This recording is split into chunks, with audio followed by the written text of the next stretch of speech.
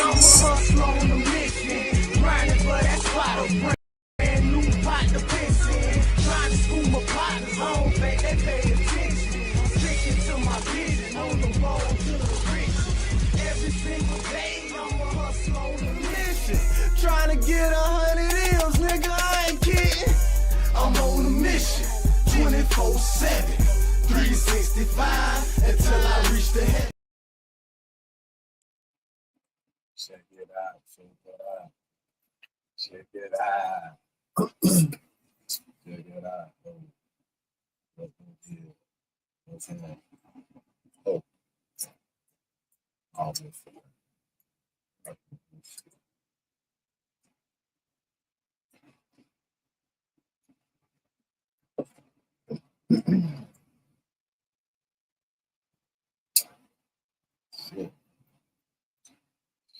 Shit.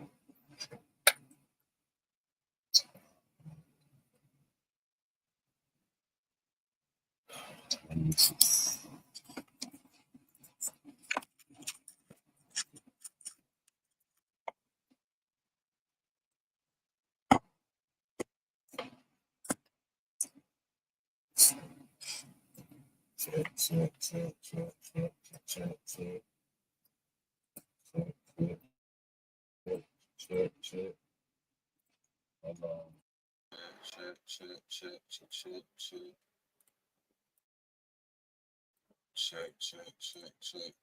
Check. Ow. Check. What up, though? What's good? What the lit read? What's popping? Excuse me. Excuse them all. Take it back. What's up, man? These niggas been live for about a good 2 hours, man. I'm late on it, huh? It's 10 o'clock, though. Ain't it about 10? What time it is? Shit, it's 10:11. I'm a couple minutes late. Let's get into it. We finna pull it up right now. We pulling it up right now. Got 14. And we gonna start this from the top, too. You know what I'm saying? Homie TV hustles on the mission every day. Dividendsapparel.com. Whatever you do, make sure you do it capital and create a positive impact today and later. You know what I'm saying? Fuck them haters. Get your paper straight like that. You feel me? Yeah, it is.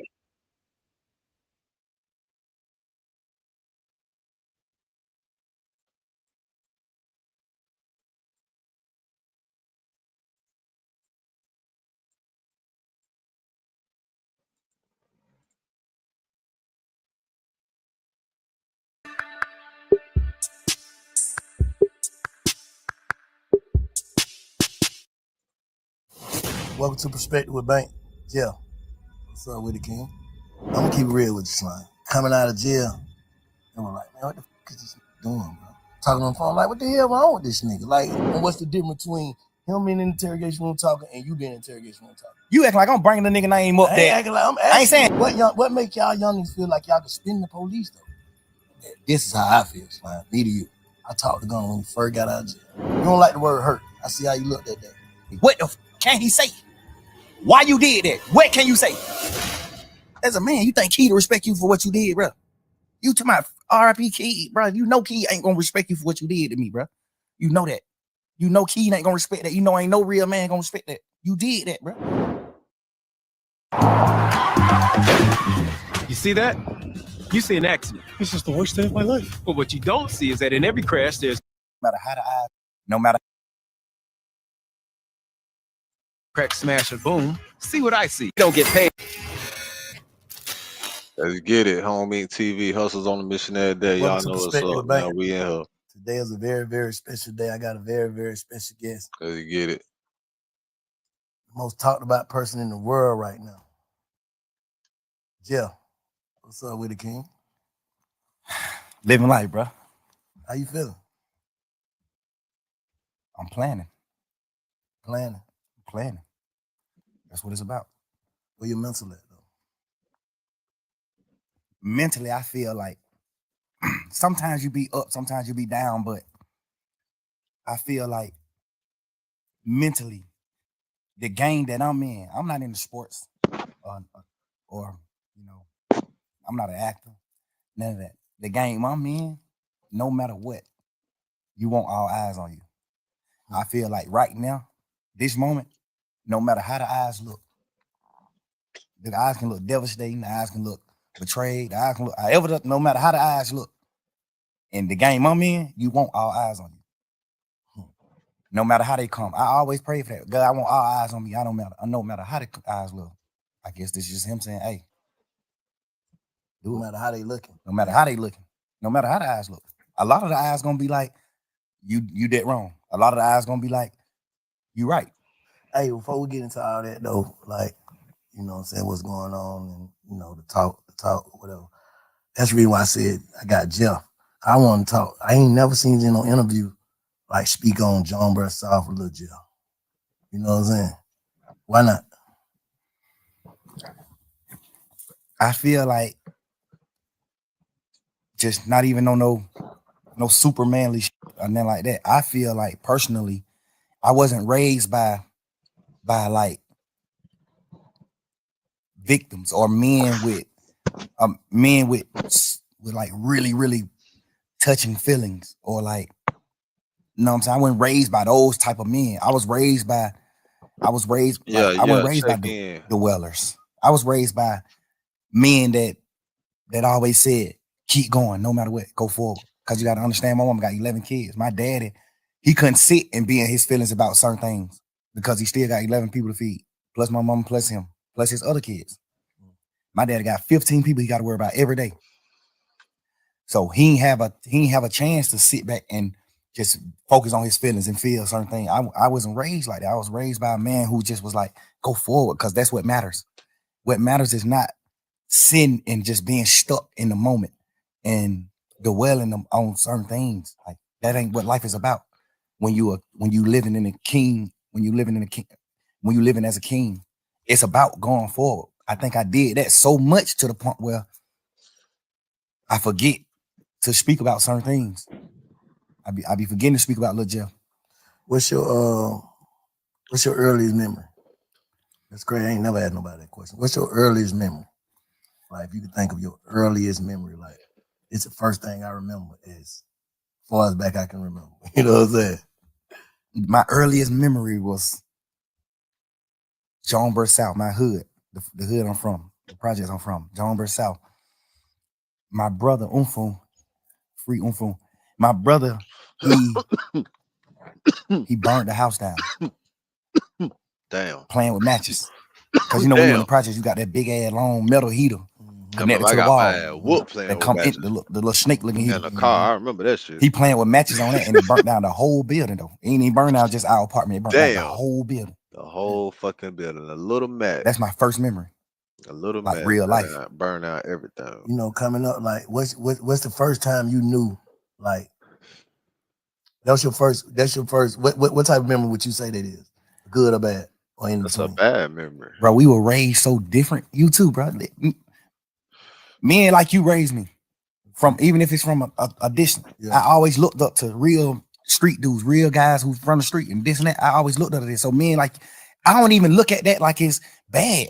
Yeah. I look at that like a fun memory. Like, damn, that's how fucked up we are, bro. That's how we raised. Like, this nigga burnt down the house. I don't even look at it like it's bad. Damn. I looked up to him for that. Like, damn, but this nigga know how to set a fire. But this nigga know how to set a fire. At 5 years old, he know how to set a fire. I'm asking him, how the hell you set? How you do it? Like, that's just, I'm telling you, that's just how we were raised, bro. That's just how we was raised for real. So I know you got some crazy memories. I was just saying, when I asked you the question, I was just trying to think of mine. My first one, but I can't. But I would say, what's your first happy moment in life? Yeah.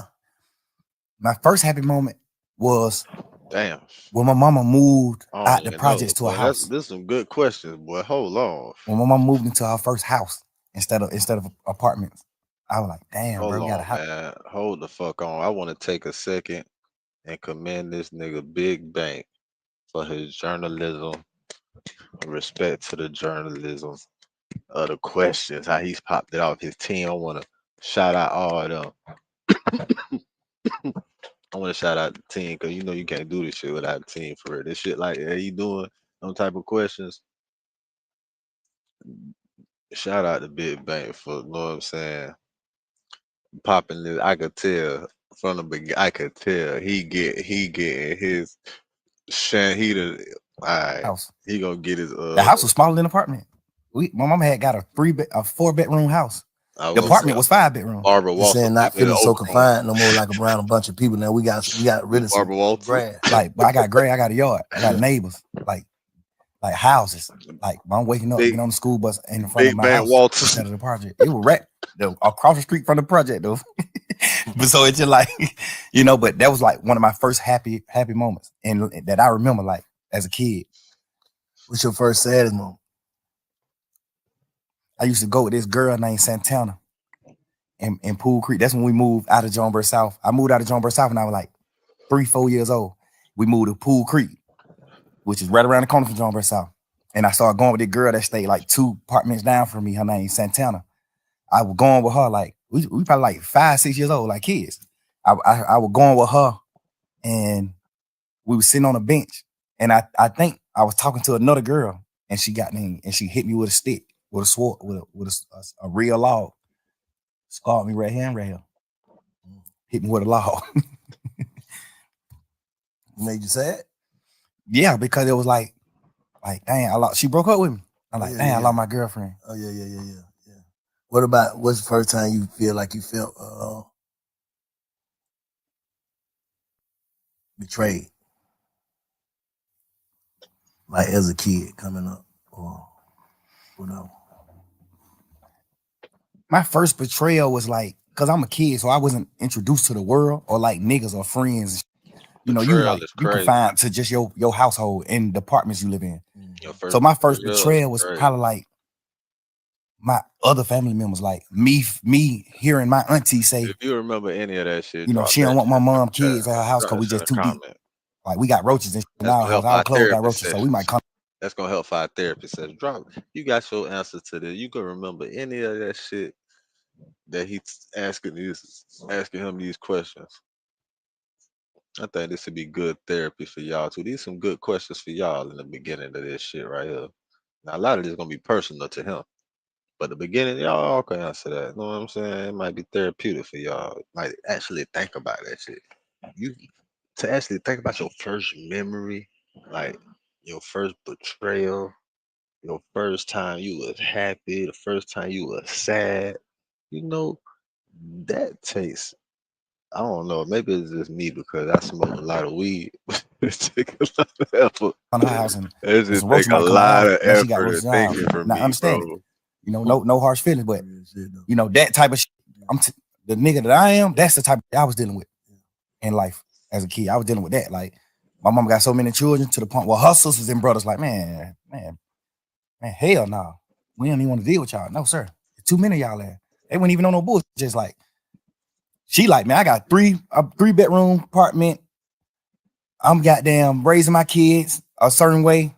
Y'all over here, y'all grown as hell.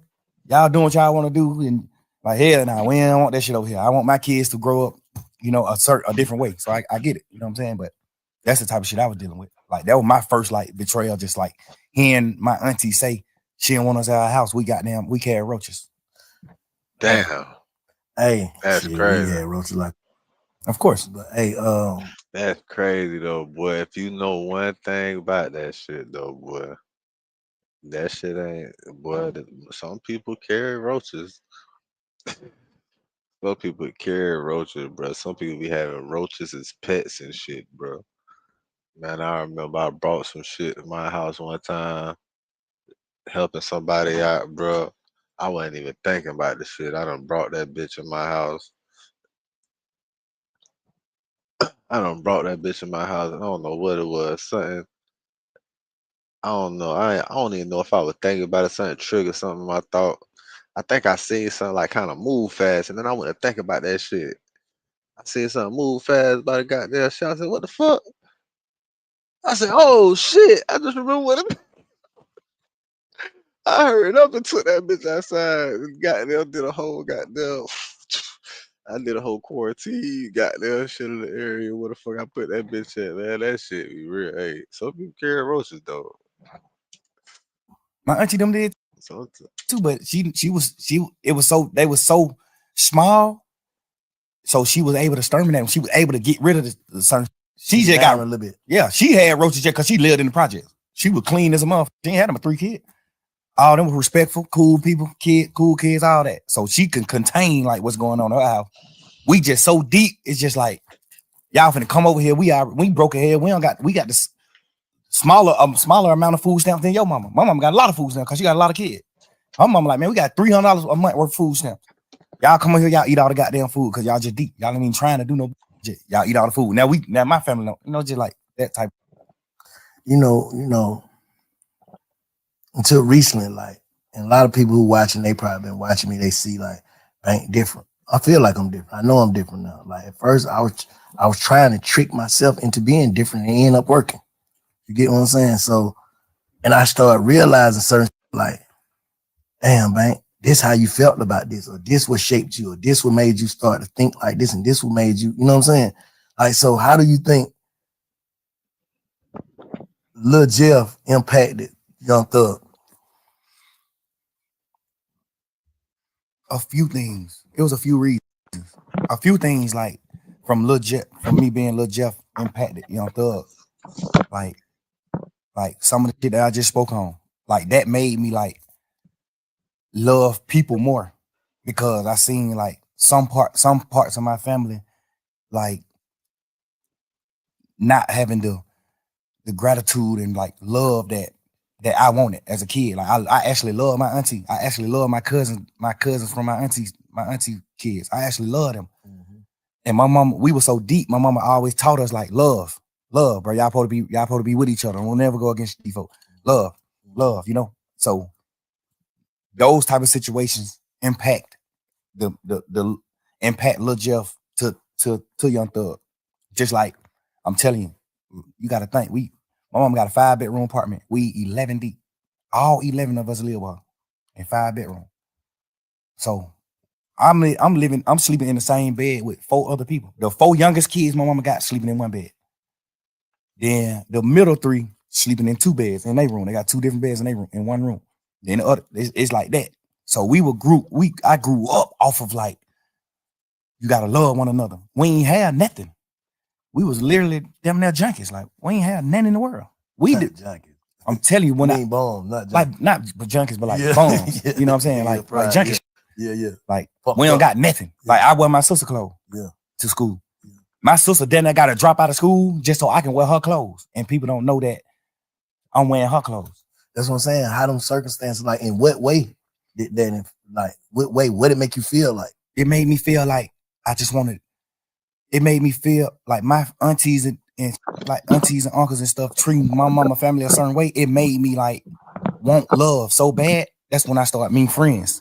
That's when I started wanting love from like other people besides my sisters and brothers.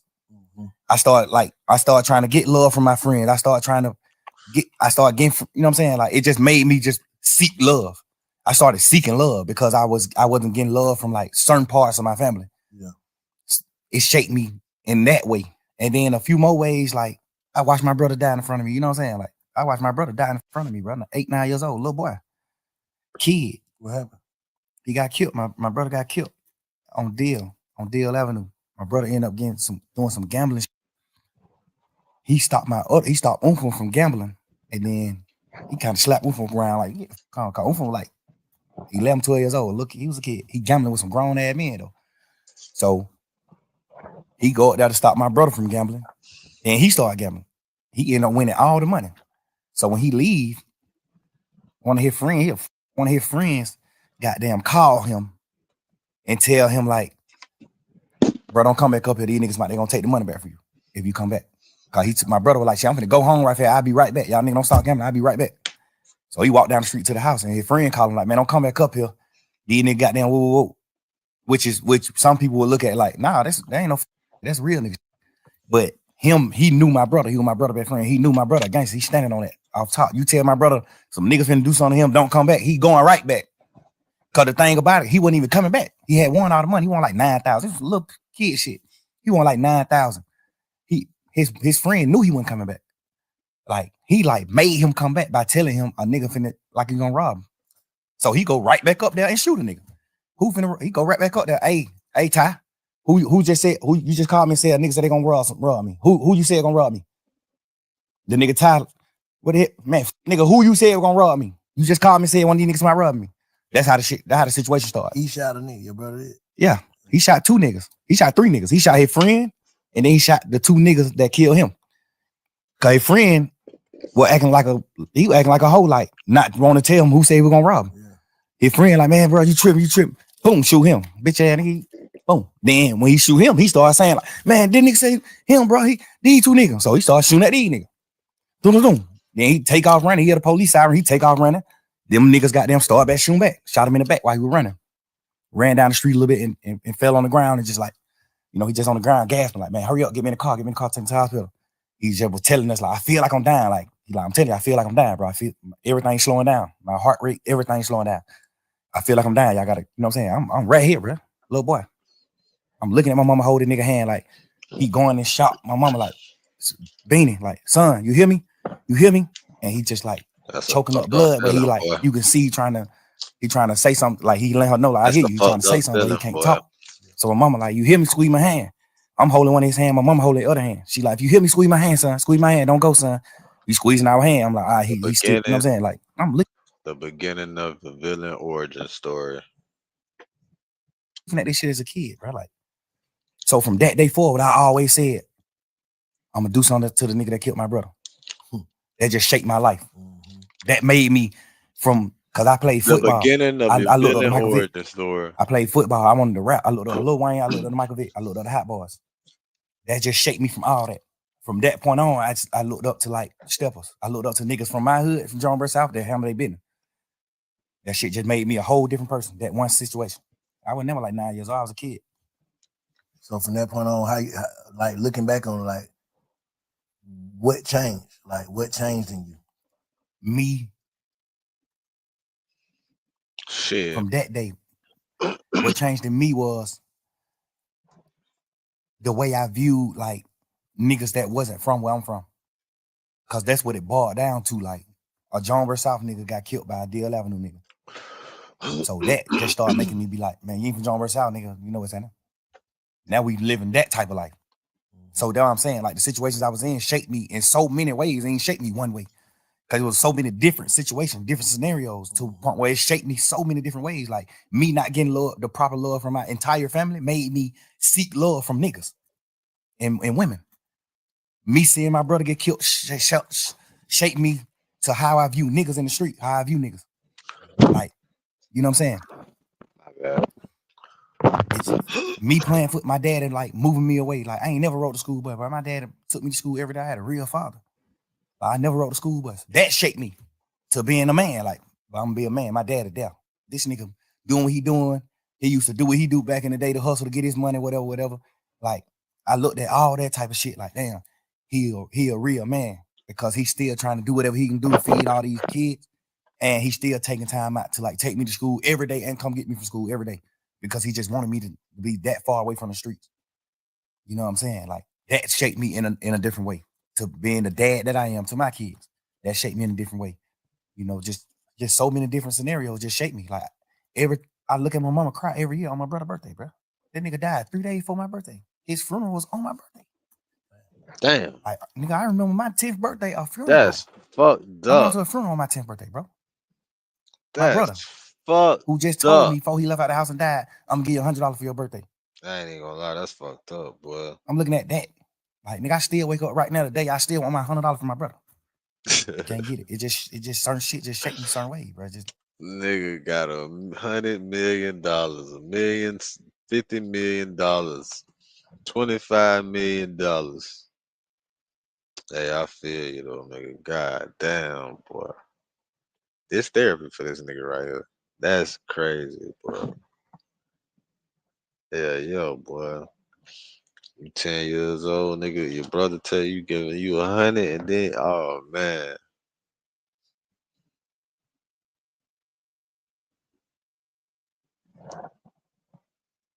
That's fucked up. You know what I'm saying? So when you look at yourself, like when you We gotta take a shot reflect for and look that. at yourself, God damn, bro. how you see yourself right now as a person. Like if you had to judge you, how you see yourself. The crazy part is, bro, I thought I was whole. I thought I was wholesome. I thought I was like the perfect man until this situation. This situation at hand right now made me realize, like, damn, bro, I'm actually fucked up. Like, I was just so, God just created me to be so happy to the point where I know how to like get beyond problems. I just always was happy. My whole trial, I just was happy as hell because it's just like, I ain't got no reason to be happy.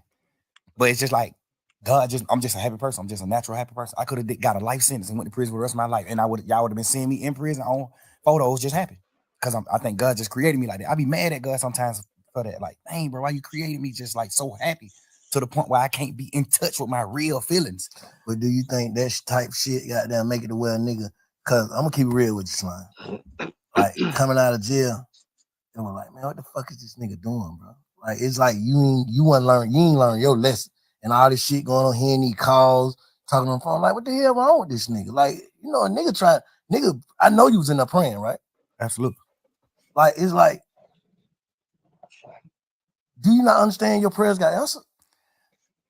Yeah, you understand that, but you also listening to people tell you like, well, you the wizard.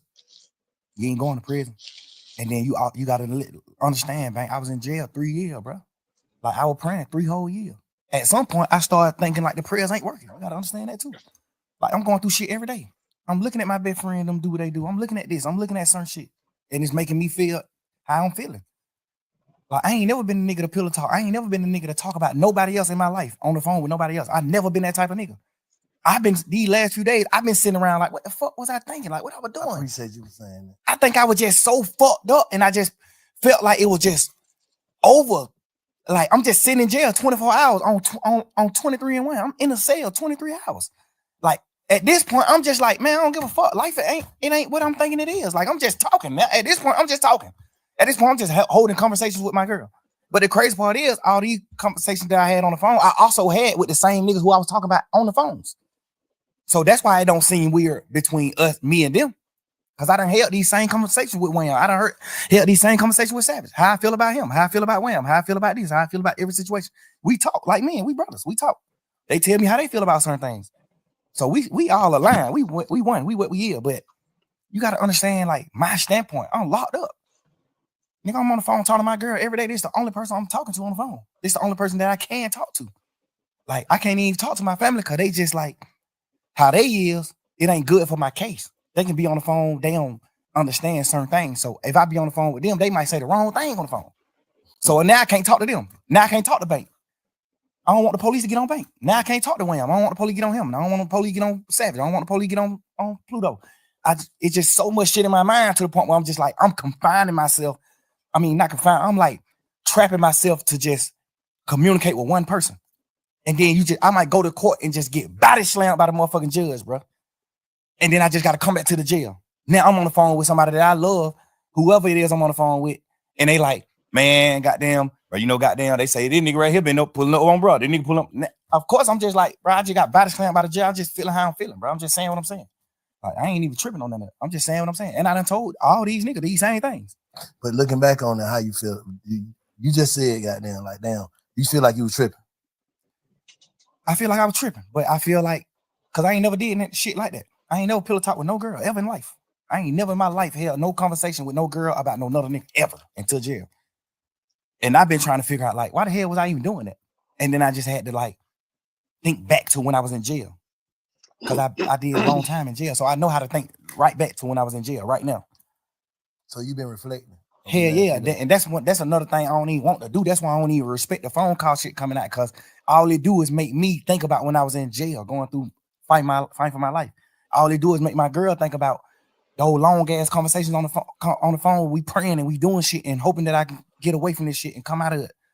Like, that's the weird part about this shit that's happening. Like, this shit, all this, y'all, this shit just like a fun moment in the memes on the internet and trying to just like tarnish my existence and just my real nigga shit.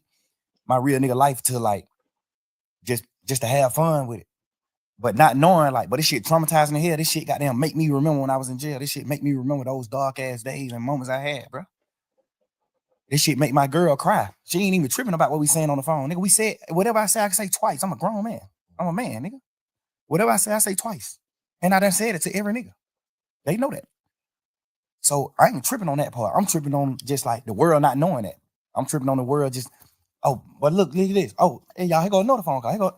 It's just like, bro, y'all ain't understanding what's going on. Let me say this. If you knowing that you told these people and you was on the side, how would you look at that? If you was from the sideline, just listening to Slime on the phone, on the jail phone, talking to Savage, talking to your girl, just about like everything, how would you look at that? If you didn't know, like you said, you done told the same people this, how would you look at it?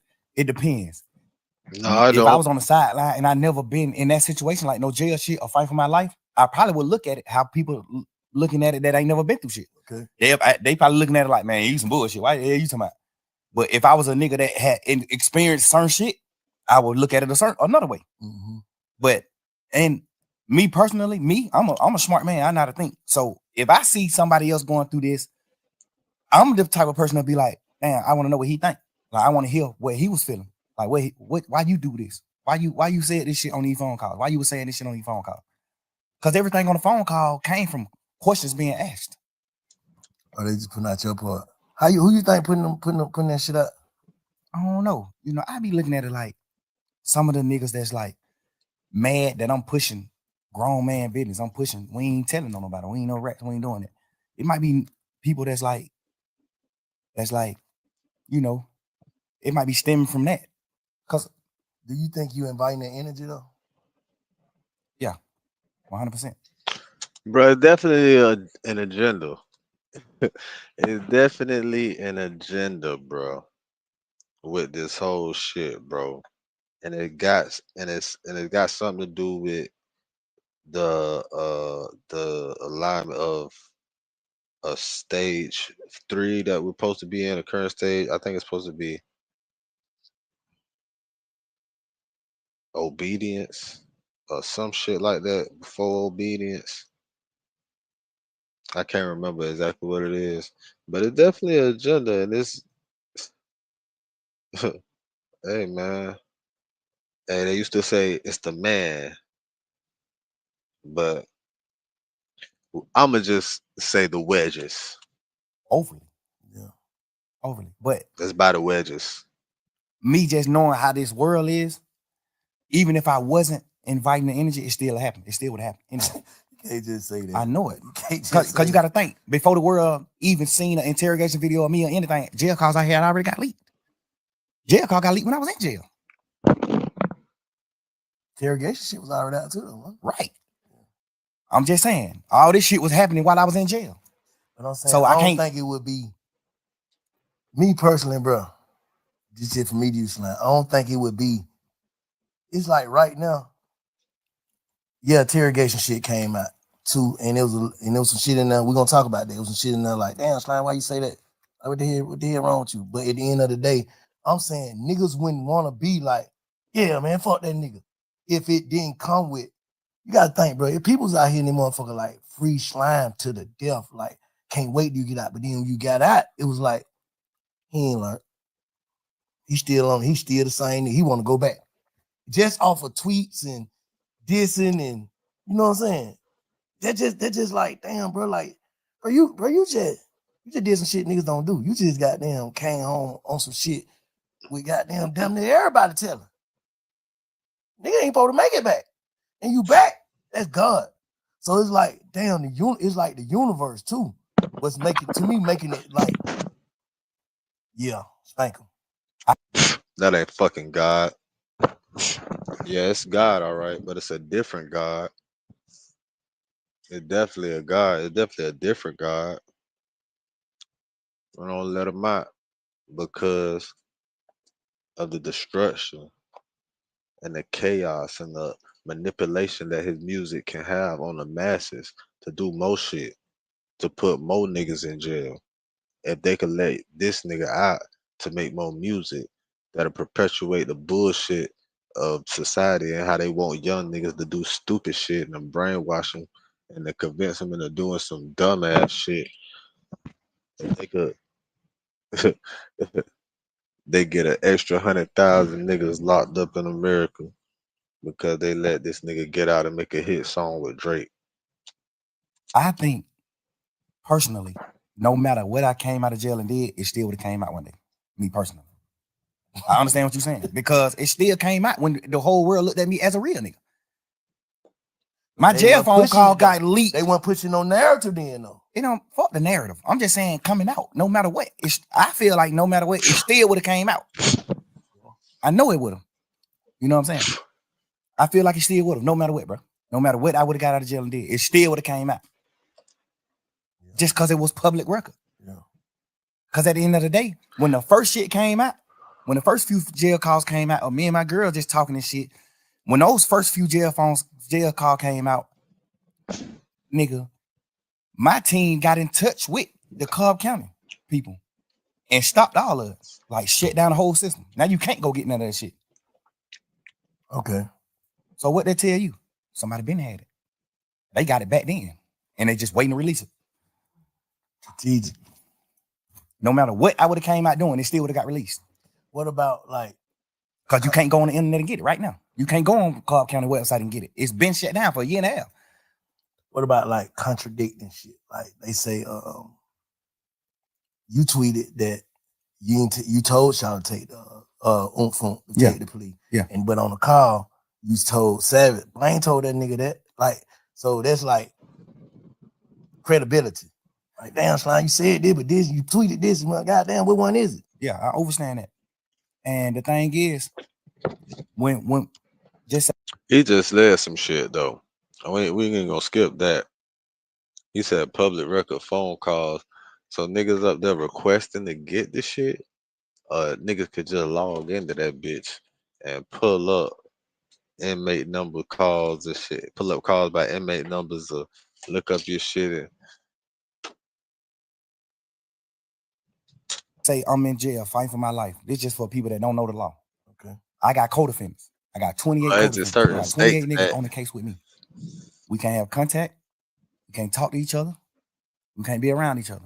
When I go to court, they got me on a whole nother motherfucking place side of the courthouse. Taxpayer money, so it gotta be these niggas on different sides of the courthouse. Nobody is around each other because we co-defendants. We get another charge if we talk to each other. We can't talk to each other. Mm-hmm. So when I'm on the phone, a nigga like Savage, he know what he know about the law, but it's some things that he don't know about the law.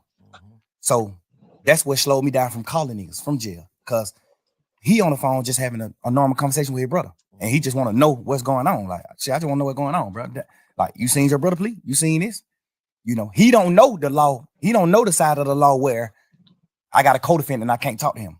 So if I get on the phone on a jail call and tell Savage, yeah, I talked him, I told Umful to take a plea, that's another charge on me because I don't supposed to have contact with Umful. So when I'm on a jail call talking to Savage, I got to say no. Hell no, I ain't told that nigga do that.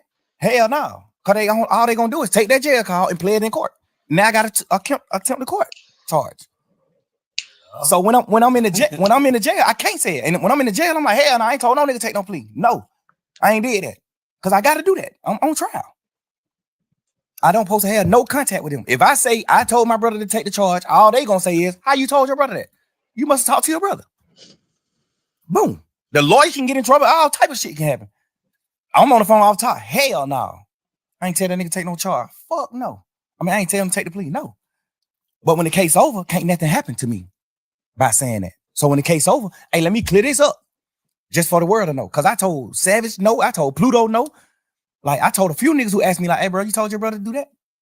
I'm like, hell no, I ain't telling him to do that. So obviously niggas that I fuck with in the streets, in the world, they looking at it like, all right, your brother did what wrong. You ain't tell your brother to do that. Mm-hmm. So I got to clean that up. Because I really did tell him after the case. Yeah. After the case. Hey, hell no, I overly told him to take the charge. But because it definitely looked like, damn, they took the same plea, so how the hell you gonna just single Gunna out? You know what I'm saying? You know why? But you was done talking? Nah, go ahead. The reason why I differentiate his plea from their plea is I'm done. that's like That's like you telling your son to do something versus you not telling your son nothing and he do something. I told my brother to take the plea. We had a week and a half conversation, talking a week and a half. Every day in court. My first time seeing the nigga since we been in jail. We crying each other, all type of shit. I'm like, bro, get the fuck on. This nigga been in prison whole. That nigga say, Gunna, you his son, Gunna. Say, nigga, you out here just doing shit on your own. Like, you think that nigga give a fuck about going to prison? Boy, that nigga a man, gangster. Stand on that. Home don't give a damn about no sentence. Home told me every day in court, he told me, hell no. Boy, you tripping, bro. Boy, I'm rocking. You my brother, nigga. You my real live brother. Like my mama had. Your mama and we got the same mama, nigga. You my brother. If you go to prison forever, I'm going to prison forever. Fuck that. He's just a freak nigga. That's how you looking at it. Hell no. Nigga, I'm crying to this nigga every day. Bro, please, bro. You just got out of prison, bro. You just did 12 and a half years. Get the fuck on, bro. Please, bro. I'm on the phone with my mama. Nigga, my mama crying every day, man. Both of my son, man, bro. Y'all come back to me. I don't give a fuck what happened. Y'all need to come back to me now. Woo, woo. I'm telling my brother, gone. You got to get back with mama, bro. I'm going to be all right. I'm good. I'm a man, bro. I'm standing on mine. I'm going to be all right. I need you to go, bro. That nigga crying to me, boy. Bro, you understand what you telling me to do, bro? No. I'm a man. That nigga just had a life sentence, nigga, for not telling. He not a rat. No matter how you gonna look at nothing. This nigga just did a life. That nigga just had a life plus 10 prison sentence for not telling. They got this nigga on the phone. Life plus 10 for the crime. Yeah, for not telling. Yeah. Nah, they know he didn't do it.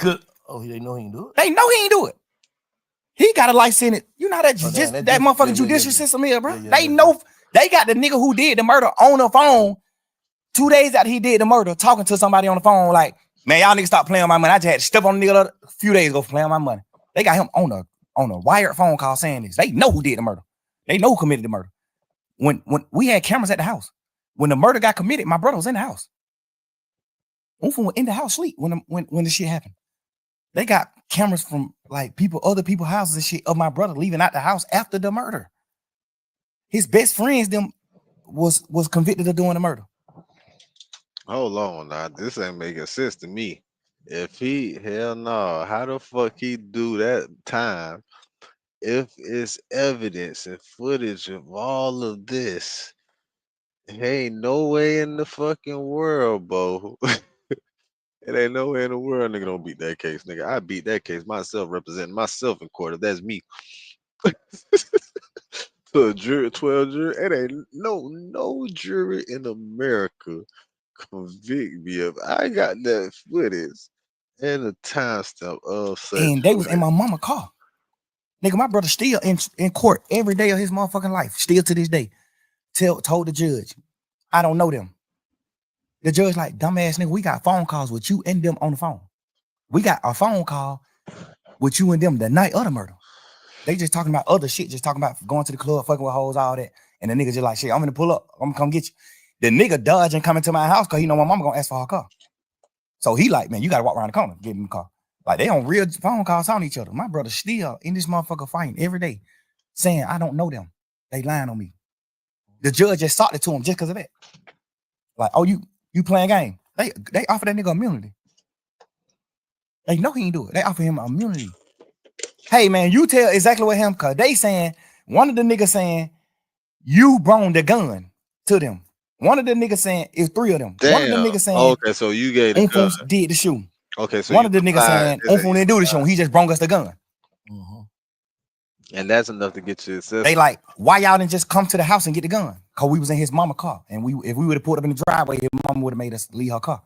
So we called Unfa and told him, hey, come around the corner and meet us and bring us the gun. We finna go to the club. They just like, hey, bring my file. We finna go to the club.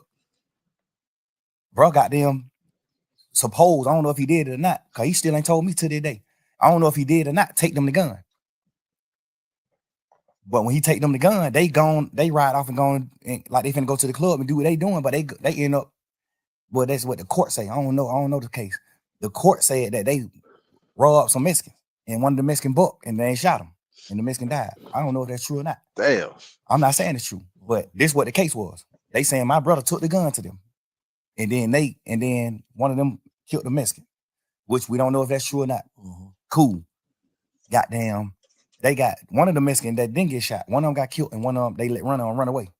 The one that ran away said, "My brother is about that nigga probably about 5'7", 5'8", red as a motherfucker, real Mexican, Chinese nigga."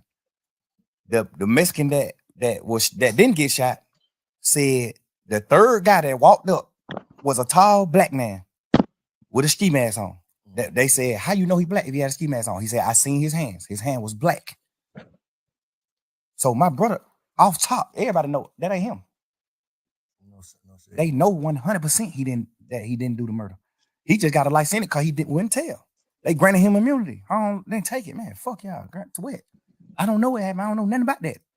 I'm telling you, bro, just man to man. I can't put no rat on him. I can't. I'm telling you, I seen Shawty stand up and Shawty was 17 years old. Shawty was a kid. Shawty stood up in the paint, bro. Shawty got a life sentence. So let me ask you something. Did his plea We not finna keep with this kid shit just because niggas say they 16, 17 and they wasn't legal or adults. Because as a nigga in America, nigga, by 16, 17, you know exactly what the fuck going on. You know what you're doing.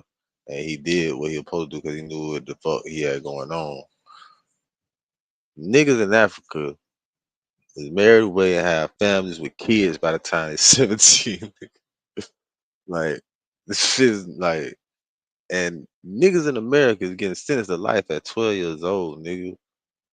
And them is the real kids that don't have no fucking clue. Now them niggas, like, them is real kids. Them niggas not even real teenagers. That mean they get sentenced at 12. I mean they did some shit when they was 11 or something. Like, think about that. Them the real kids. Niggas 16, even 15, 16, 17, bro. Them niggas is, look, bro. Muhammad Ali was goddamn champion at 19, man. You feel me? You got the heavyweight champion. What, am I wrong? Was Muhammad Ali not heavyweight champion at 19, man? say the same shit Gunna police said? And this was years ago. Like, this he is had to agree to the same shit. over Guess what you time. gonna believe, man? Niggas I ain't never seen you plea. advance. I ain't never seen you, bro, plea. I swear to God. Just handle your business. Just go home. I told him because he had did 12 years on a murder, and then his lawyer got him a new trial. Like, they fucked up in trial. The lawyer got him a new trial. So now he out of jail waiting to get tried for the murder again. They ain't gonna never try him for the murder again because they know it ain't nothing he doing. He ain't do that. So he wasn't gonna never get tried for it again. They were gonna just like goddamn keep resetting the trial date for the rest of his life. He would never go to court again. That's what the lawyers say. Like, they ain't finna do nothing with that case. They can't beat him. So I told him, well, if you do take the plea, make sure they add your murder case in the plea. Make sure they dismiss your murder case in the plea because you still got to do a new trial. I'm saying they did that. I don't think they did it. I think when they went to them with the plea, I think they were like, the plea is out of the murder shit. We can't do nothing about the murder shit. If they could, they would have. But the state was like, we can't do nothing about the murder shit. Like, it's a new trial. Like, it ain't nothing, we can't get involved in that. That's up to the court. So I guess that's what they like. We can't add that shit in there. So that's when he like, shit, I'm definitely doing a plea then. Now we having a week and a half conversation every day, bro, in court every day. I'm sitting in the cell crying like, bro, please, gotta go, bro. Mom, dude, these folk out of mind. These folk can't function. Go on. One of us need to go right now. I don't need you right here with me. You just did 12 and a half. I don't need you right here with me, bro. This shit finna be 3-4 year process. I don't need you doing that, bro. So who did what's right on that case? Everybody who on the case did what's right, except the niggas who took the pleas in the beginning of the case. Except them. The niggas who took the pleas in the case, that's who did what's wrong. They took the plea and agreed that YSL was a gang. They saying that we got a RICO and YSL is a criminal street gang. All of us on this trial, all 28 of us saying YSL is not a criminal street gang. Because by the book of gangs, the law that solidify you as a gang, we don't come to terms with none of that. So it ain't a gang. In real life, it's really not a gang. When it comes to the gang book, done did some shit separate on their own. Yeah, it's just a lot of crimes that happen, and they just saying, "Oh, YSL a gang," off of all these crimes that happen. But the law that makes an organization a gang, the law that makes an organization a gang, we don't meet none of the criteria. So we not a gang. No matter how y'all try to twist it, we not a gang. You see what I'm saying? Yeah. We got every lawyer in this motherfucker saying we not a gang. So who you look at in that shit that took the plea that you be like, oh, I can see how he took the plea? Nobody. Dude. Okay. Nobody else. On phone. All right. Because, and I ain't like saying, oh, he didn't goddamn do us wrong, or he didn't do this. One thing I know is he ain't taking the plea. If I don't make him take the plea, he ain't studying that plea. So why Duke ain't wrong? I just want to know. Like, why? Because Duke plea was from Duke. All Duke said in his plea, he didn't say YSL was a gang or none of that. All Duke plea did was said that Yak was right about telling on him about what they talked about. Duke plea was just what Yak already had told the police about him. You see what I'm saying? Yeah. hold on. He had to plea out. He Duke just agreed to what Yak said. Yes. Duke, Yak, you saying Yak threw Duke up on the bus and he just said the nigga telling the truth. Yeah, basically. Yeah, because if he say that he not, then Yak got to take the stand on him. Because Yak plea agreement said he got to take the stand. For sure. He definitely got to take that stand. That was a part of his plea. What I'm saying? On their case. And that would have did him in. So Yak, and that would have did him in. Ain't nobody, he was on Big Fat. He said nobody ain't go to jail for what? He said he just was in there running his mouth in the what's the name? But he would have had to take that stand. Room. So how he? What you mean testify? What the hell you talking about? When him and Duke caught their case, Duke was going to trial. What kind of case it was? Goddamn, they got caught in a car. They ain't had no license and they had 2 guns on them. And they went on a high-speed chase. They took Georgia State Patrol on high-speed chase. No license, bro. No, like, y'all got, come on, bro. 2 straps, no stash spot, bro. Come on, bro. Y'all don't, bro. Come on, bro. No license, no stash spot. You ain't got a stash spot with your. So you ride with no license with no stash spot, and y'all got 2 straps. I see. I need to bring. I see. I need to do more to smoke and ride etiquette. So when they get locked up, this is what they charges is. No license. Theft by receiving stolen property. No license. No license. And well, I think it was one of the guns. License. I don't know. I know they had theft by receiving and then no license because they were driving. They was in the car. Crazy, man. That's what. You told on a gun and some license. Stop playing. That was the original charge. Oh, what the other? When the police came, when the police came and talked to Yak, Yak told him what actually was happening. What was happening? Like he told them Duke got jumped on at Magic City by some ops, by the opposite, and he came to Magic City to get Duke, and they were going to retaliate. Go commit murder. Go possibly commit murder. They were going to retaliate against the people that just jumped on Duke. That's what Yak told him.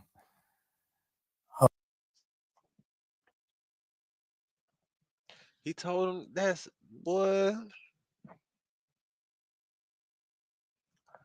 Hold up.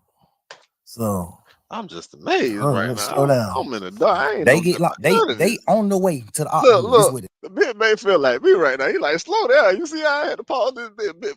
Like, hold on, slow down, hold on. God damn, what? Bank, I feel you, Bank.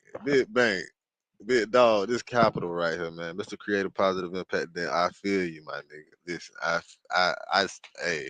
I did the same thing. I paused it. You couldn't pause it, but you did it. You paused it.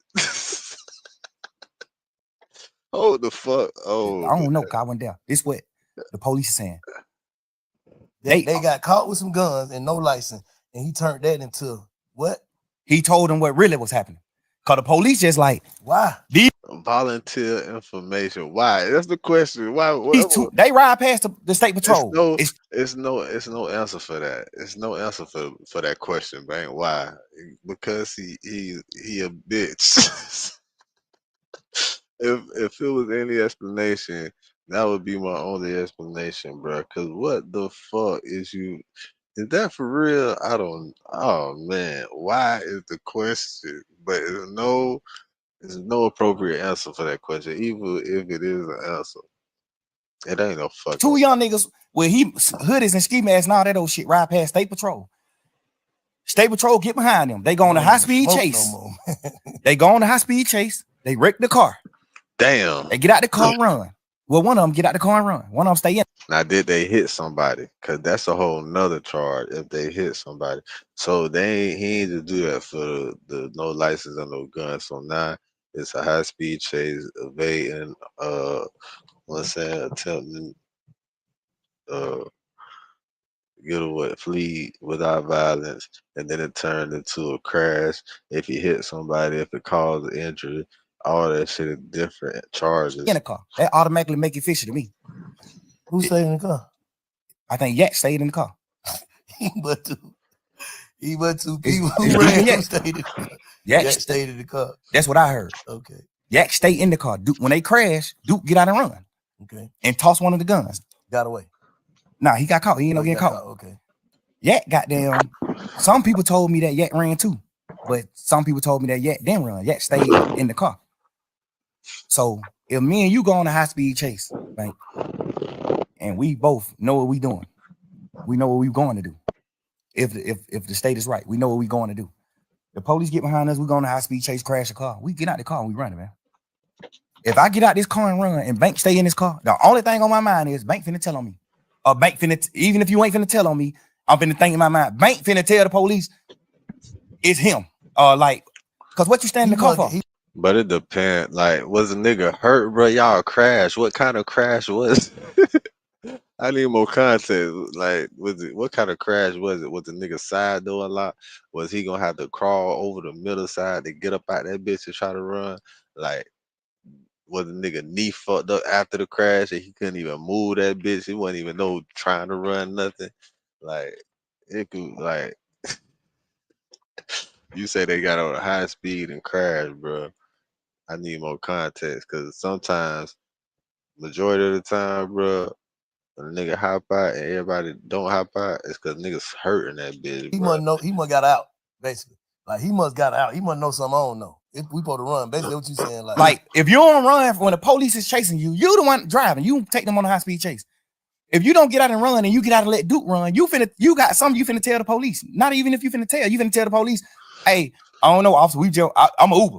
We were just riding. This nigga, I don't know what the hell he got going on. He just hopped out and ran. You finna say something? Like, I don't understand why you not finna run. Yeah. Which is not bad. And that ain't really bad to me. Because if you can spin 12, you can spin them. If me and you go on high speed chase and I hop out and run and you don't, all you can say is shit. Man, I know that young nigga from the hood. I don't even really know his name. Man, that young nigga told me to drop him off at the girl house, man. I was on the way home. I was finna drop this nigga off at the girl house, man.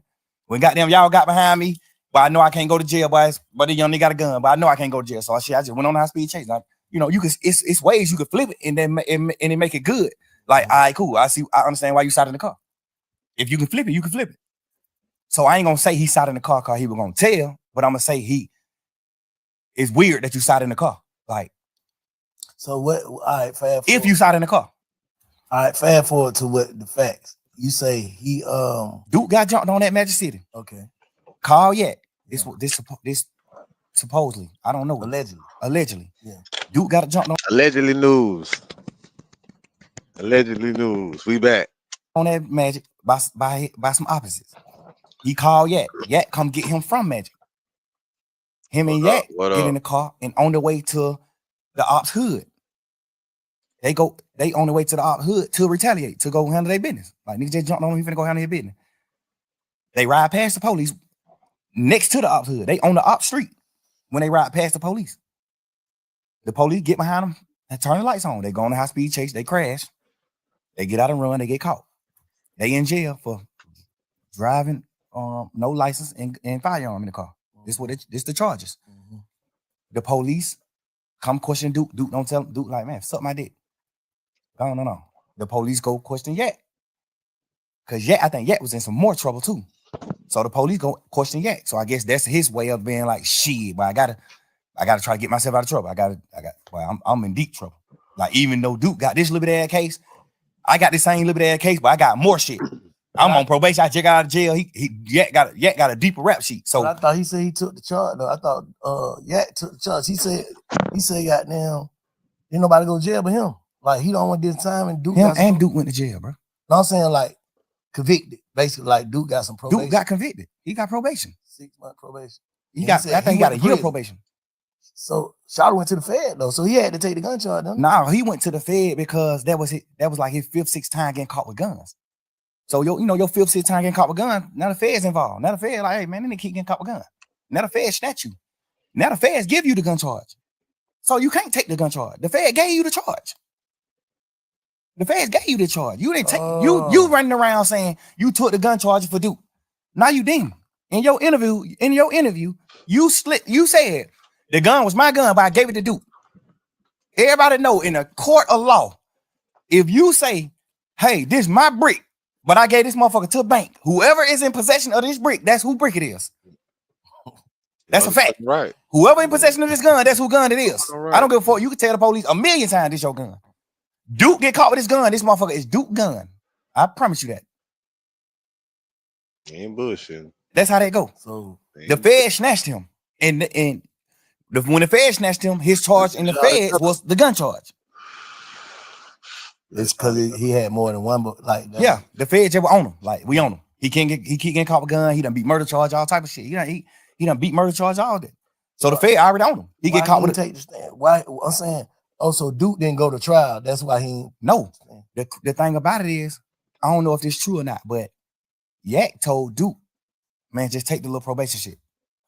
And I feel like he told Duke that because he didn't want his interview to come out. Because if Duke go to trial, you got to take the stand. It's a part of your plea. So you tell Duke, man, take the probation shit. Ain't nothing but a year probation. Take that shit, man. You tripping. Go on forward with your life, man. So Duke take the probation thinking like, shit, my brother took the charge. I'm gonna take the probation for even being around it. They just charging Duke with it. So they give Duke a year probation. Duke take the probation. Word in the street is Yak told Duke to take the probation. I don't know how true that is or not, but a lot of people that said Yak told Duke to take that probation. A lot of people, reliable sources, said that Yak told Duke to take the probation. I feel like he told Duke to take the probation because if he didn't, he was gonna have to take the stand on him. And he didn't want to take a stand because he already got to go to jail. So he took the probation. Took the stand of the Fed when he picked it up, basically. Yes. If Duke, no, it don't matter if the Fed pick it up or not. If Duke go to trial, if Duke don't take the plea, Yak got to get on the stand and Duke trial. That's his plea. His plea was this. You get out of jail. You do this. You do this. But if Duke go to trial, when Martinez want to go to trial, you must take the stand and speak truthfully about what you told us in his interview. That's his plea. If Duke go to trial, he got to get on the stand. That's Yak plea. And if he'd have took it and she got on trial, what they would have did, that would have fucked the case up or something. Who? That would hurt the case. Like if Duke would have went to trial, Yak would have had to take the stand. Duke would have got fried. What the hell you mean? Yeah, he would have. In the goddamn interrogation, Yak told exactly what happened. Oh. Yak told, hey, man, I ain't even finna play with y'all in here, man. I'm gonna just tell y'all the truth. That's what happened. That's what he say in the interview. In the interrogation, man, I ain't even come to play with y'all for. I don't even, man. Whatever I can do to goddamn try to make this shit light on me. Hey, you come to play with y'all. That's they how like, man, what's going on? Goddamn. Obviously, the DA's already on. The DA's already wondering, like, why the hell y'all nigga on the ISP chase right here next to the ops hood? They don't know that Duke got jumped on at the club though. It's on the wraps. It's low. We keeping it low. Just street shit. Keep that low. Going on. Goddamn. So when Yak tell them, Duke got jumped on that magic. We was on the way to goddamn go straight up hood. That's why in the interrogation room he was saying shit like, they were like, oh, so you on Duke finna go kill? He like, I ain't gonna shoot. I was driving. How I'm gonna drive and shoot? Duke gonna shoot. He say all this shit in the interrogation. You know what I'm saying? Like, this the interrogation room. He's saying this shit, and he took a plea. And his plea was that's why you shut the fuck up. When Duke go to trial, you got to take the stand. That's why you shut the fuck up. Duke in interrogation room and that interrogation room, you in interrogation room. What's the difference? Duke never was in the interrogation room. I mean, not Duke. Yeah. The difference with me and Yak's situation is Yak in the interrogation room telling that Duke did the crime. Yeah. Not no bullshit, no funny shit in Okay, that. go man. ahead. He ain't even no harsh feeling. I ain't Yeah, mad at My nobody. boy Nothing. took the Like, glasses off. Like- Hold on. My boy took the glasses off. I ain't see that. Hold on. My boy getting serious. My boy took the glasses understand. off. So what's the difference between Duke in interrogation room and that interrogation room, you in interrogation room? What's the difference? Duke never was in the interrogation room. I mean, not Duke. Yeah. The difference with me and Yak's situation is Yak in the interrogation room telling that Duke did the crime. Yeah. Not no bullshit, no My funny shit in boy. that. Go man. ahead. My boy, He ain't even no harsh feeling. I ain't mad at nobody. None of that. My Like, boy took the What's glasses the I off. di- live and okay, I learn. want to know what the difference is. I want to know your perspective on what's the difference between My boy him in the took the interrogation room glasses off. talking and you being in the interrogation room talking. The difference is he told that Duke was locked up for these crimes.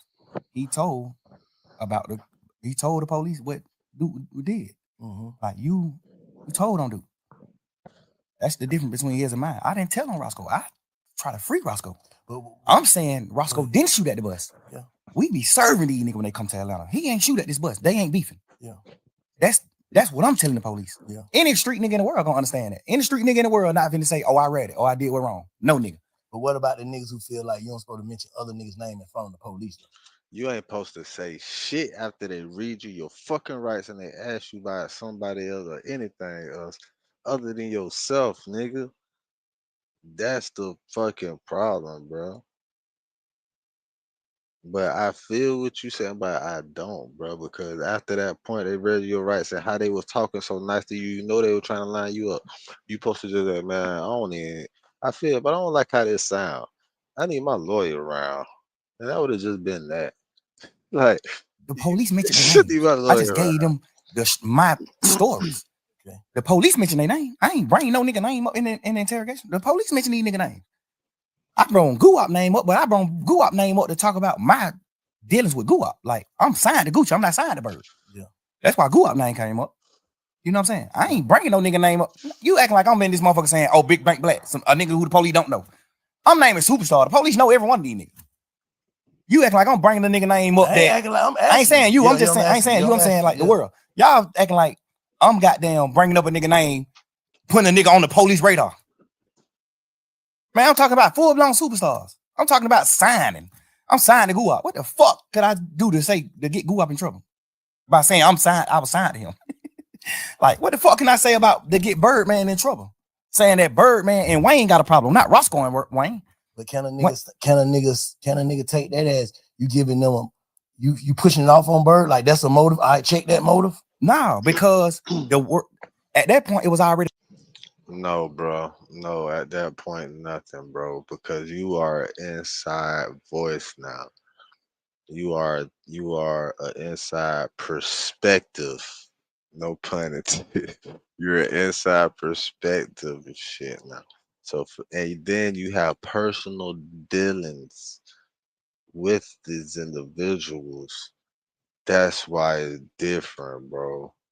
It's not. It's never gonna be the same. Already on fire.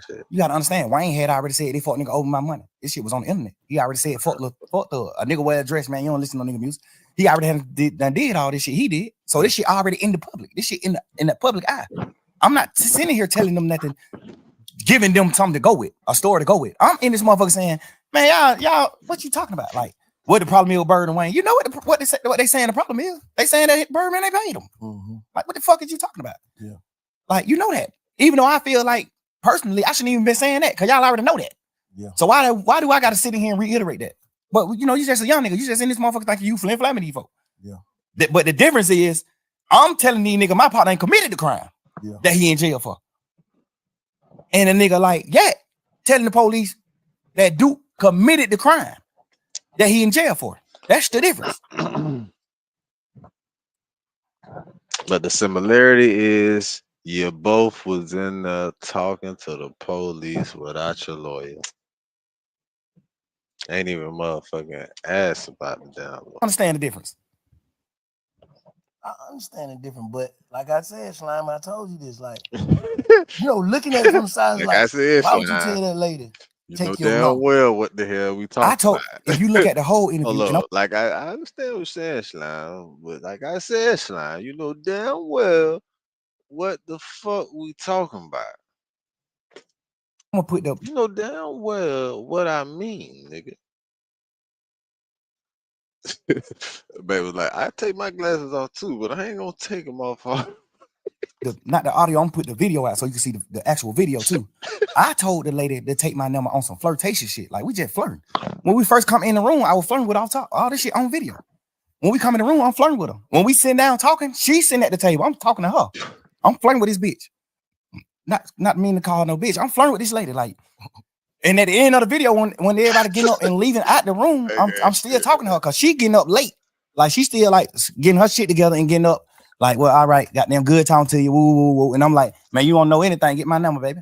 I made promises.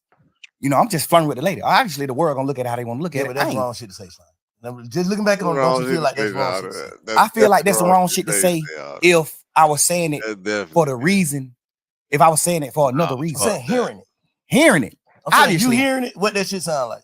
I understand. You know Right, I understand what it sounds like. Yeah. Because I'm mad at niggas for saying shit like that to the police. But the difference about me is, fuck that, bro. what in that interrogation did I tell the police? It's not no fucking difference. All right, what you say? What's the difference?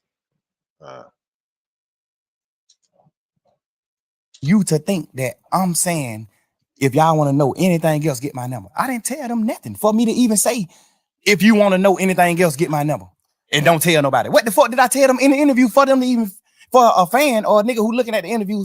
What did I say in the interview for you to even look at this interview and say, and not say he playing game? Man, nigga just playing game. He talking shit. He ain't even tell them shit. Like, yet, you told. They said, who killed Nut? You said Shannon and Woody. You did? Yes. So at the end of your shit, when you say, when the police say, well, all right, man, you got anything else you want to say? He say, hey, now I'm locked up. Y'all got me locked up. Y'all gotta let me get out so I can goddamn get around and then I can say I can have something else to tell y'all. That's a difference than me saying it because I didn't tell them shit in my interrogation video. I'm in this motherfucker talking shit with him. Y'all blood? Hell nah, man, we fake bloods. We just say that shit in music. Crazy. Nobody ain't no real blood. Wayne and us ain't real bloods. We just talking shit in music. I didn't tell them nothing to get nobody in trouble. So why would you look at the end of that interview when I said take my number? I make promises, baby. Don't tell nobody. Why would you look at that part of the interview and say, damn, but he was finna get him his number so he can get him information? What information did I get him anyway? The first, you get what I'm saying? I get exactly what you're saying. If I'm spinning the police, and at the end of my conversation, I say, get my number if y'all want to know something. What make the smartest nigga gonna be like, bitch ass nigga, you ain't telling them that. What make y'all young niggas feel like y'all can spin the police though? Just I don't understand that though. I don't understand that. Man. But them bitches is smart, bro. Bro, it's just like movies just coming up in the game.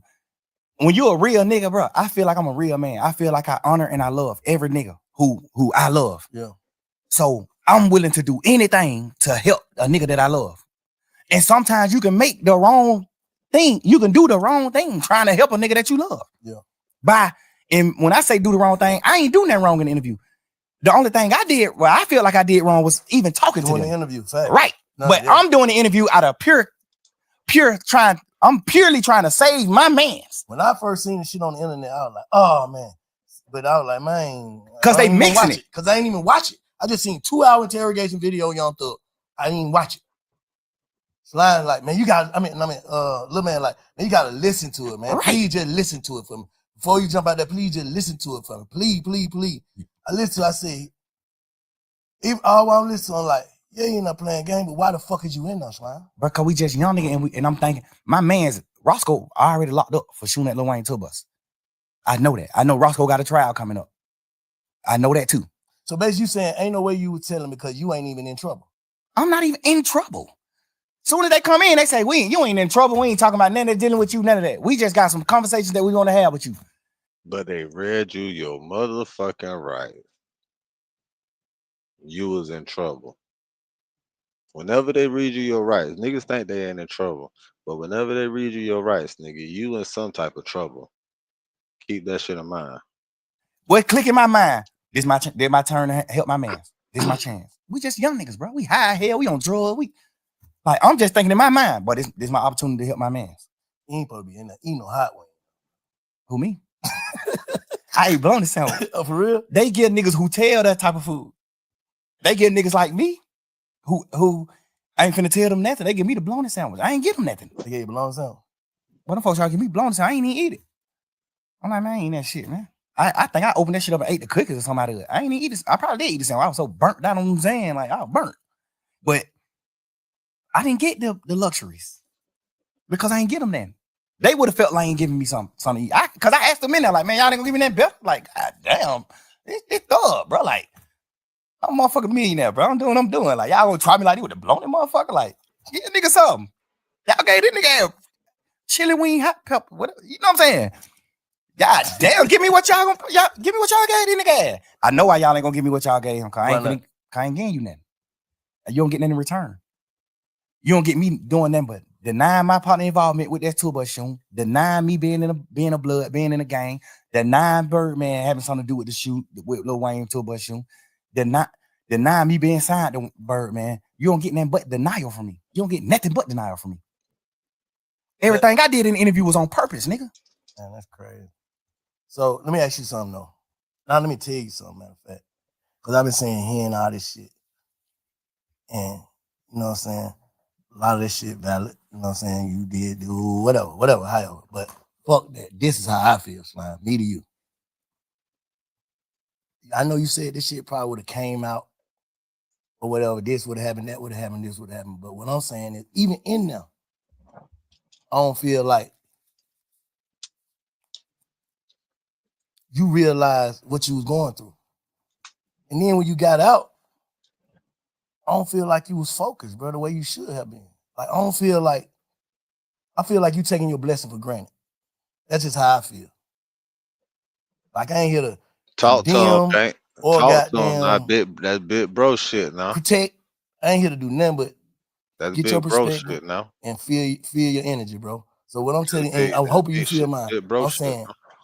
I feel like you probably got out of jail. That's real nigga shit now. And truly went with the narrative I went with. What was it? Creating a positive impact today and later. That's why the truly fuck humble we on the here. cut. Yes, sir. I don't feel like you came home humble, bro. Enough.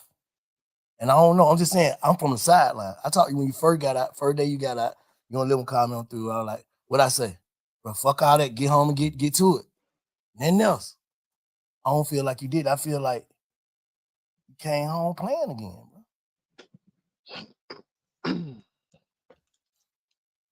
Entertaining the bullshit. I don't need me personally. I don't know, Bank. Just to be honest, bro. I don't know. He felt that shit though. I think the crazy part is I thought I came home on fire. I thought I came home just like popping that shit and just living life and getting back to life and enjoying life. But you still gotta understand this too, Bank. My whole life, I poured into people. I built niggas' foundations. I built niggas up my whole life. Any nigga you can name, I play a major part in their success. I witnessed that. And I feel like you got to look at it you got to step in my shoe, Bank. I got to get out of jail and rebuild. I got to get out of jail and rebuild this shit.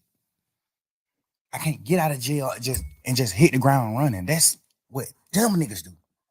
That's what a fuck nigga do.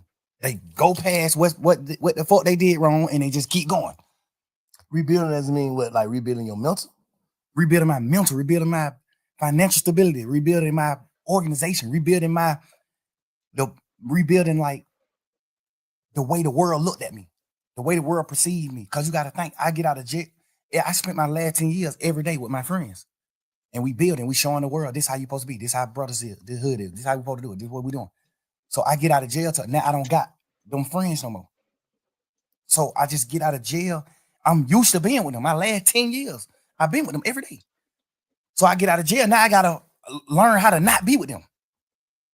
And not because they dead or they went to prison or they did it, because they betrayed me. I can't just get out of jail just going forward, bro. Like, I thought I was though. But this situation at hand just let me know, like, damn, you ain't going forward. You wasn't going forward. But then I look at it like, damn, why I ain't going forward and not going forward like success, because I don't look at them nigga like they successful. I ain't moving on. Why I ain't moving on? And I think like because I gotta rebuild. So do you think watching a nigga look as if they like Gunna? You think watching Gunna look as if though he ain't hurting about this shit or moving on, that shit hurting you even more? You don't like the word hurt. I see how you looked at that.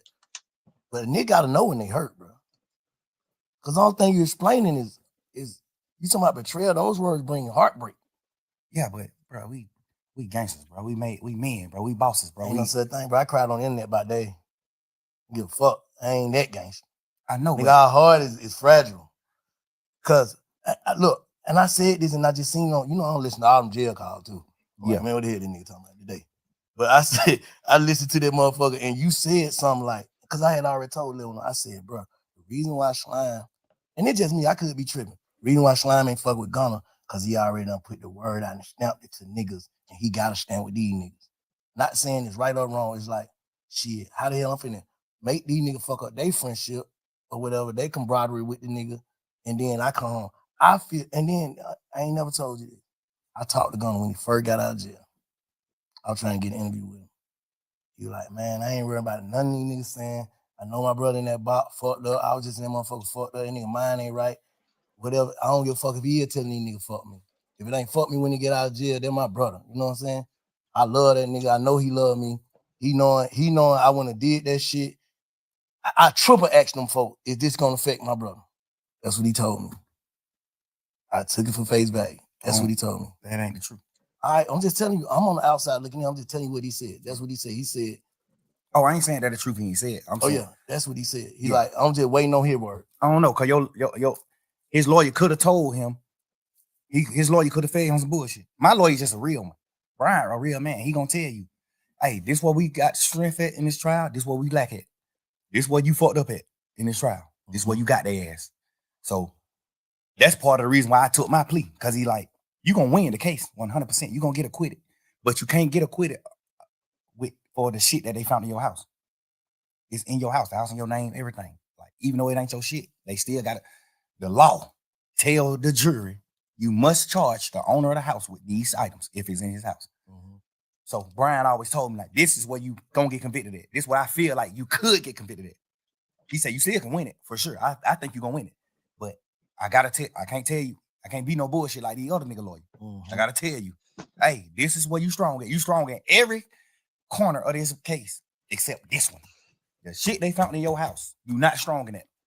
You're never gonna be strong with the 9 shit times out of 10 your house. You will get convicted of this. They find some shit in your house. I'm thinking about you never saying gonna like be good. You had to rebuild, you had to move on. They're never gonna be good. You had your partner that been with you 10 years, and every day. But I used to see you and Gunna every day, like every day, like to the max. Like you don't do that every day, but it was a different every day with you and Gunna.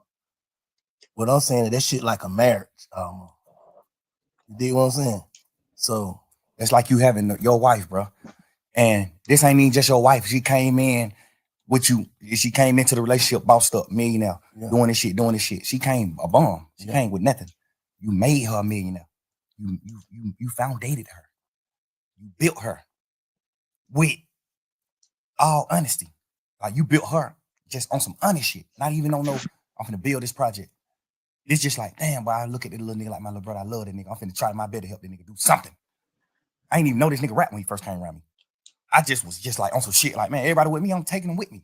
We going with, I'm finna figure it out. If he don't rap, I'm finna, whatever we put on this internet and the fans say, what the fans commit him, the fans put on him, that's what I'm finna make him go with.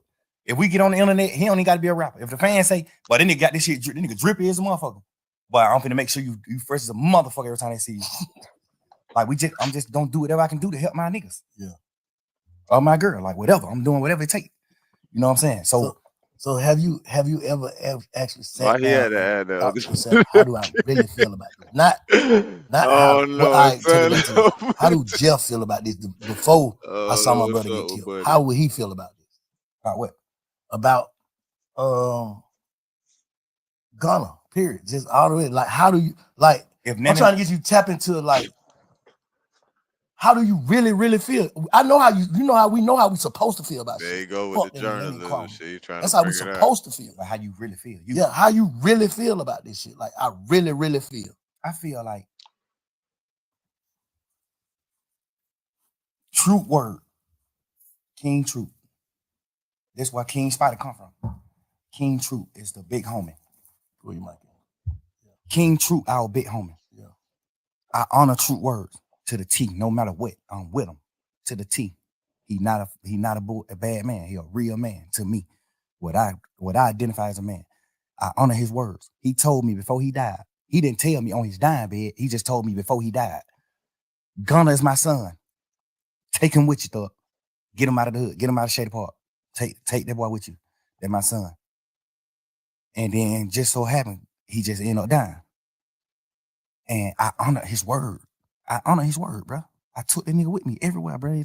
This my man's, bro. Whatever you will, all the bullshit that I knew about you, all the shit you did, the shit that sitting on the porch talking about your cousin, them there telling on the goddamn to the Crime Stopper people, all this shit. I knew all this shit later on, but I knew this shit, and I just found a way to love you. You know what I'm saying? I knew it, and I just love you, cause I just honor Truth word. Even the Crime Stopper shit. My boy had to bring the Crime Stopper shit in there.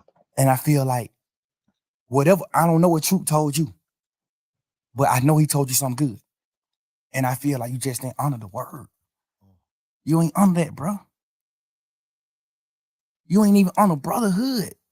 We ain't even talking about Truth. We just talking about brotherhood. We from the street, bro. You know how hard it is for us to become successful men? Make millions of dollars? If a nigga take me from where I'm at, sleeping on my mama's motherfucking couch, to making millions of dollars, I'm dying before I go against him. No matter what, I'm gonna die before I go against him. No matter what. I don't think he feel. Like I said, I ain't. And if you could make it from there to making millions of dollars and being able to change niggas' lives, you should stop doing stupid shit and perpetuating the negative bullshit just with your op, just cause you got ops and other shit out here when you could be motherfucking building your own hoods for real instead of the hoods you come from. You could be building your own community like Boosie and naming them after your kids. Give all your kids a name neighborhood and shit. You know what I'm saying? That type of shit. You feel me? Stop perpetuating them. Stop. If you could make it from where the fuck he was at, 5 bedroom, 11 siblings, and all that shit, and make it from the bottom, like from the bottom of the bottom, nigga, to be at the top of the top.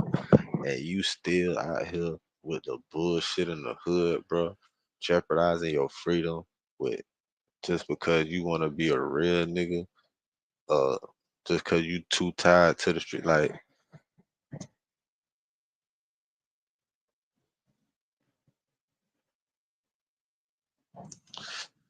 Here to goddamn protect or condemn nobody. I don't feel like he crossed you though. Me personally, as a man, me knowing him, he's smarter than he looked. Gunna's a smart man. He let his silence make you think other things about him. He's a smart man. He's strategic. I taught him how to be. The thing about it is, when it come down to being real, I don't the strategicness go away from me when it come to being a man, like standing on man business, a man. I know how to be strategic, but I forget to be strategic when it comes to that. I'm gonna say the truth. I'm gonna pour it out what it's supposed to be. Life to him is just all about being strategic. It ain't about nothing about being a real man or like coming to grips with what's going on or just like knowing like I did that. You know what I'm saying? It's gonna always be some strategic shit behind it.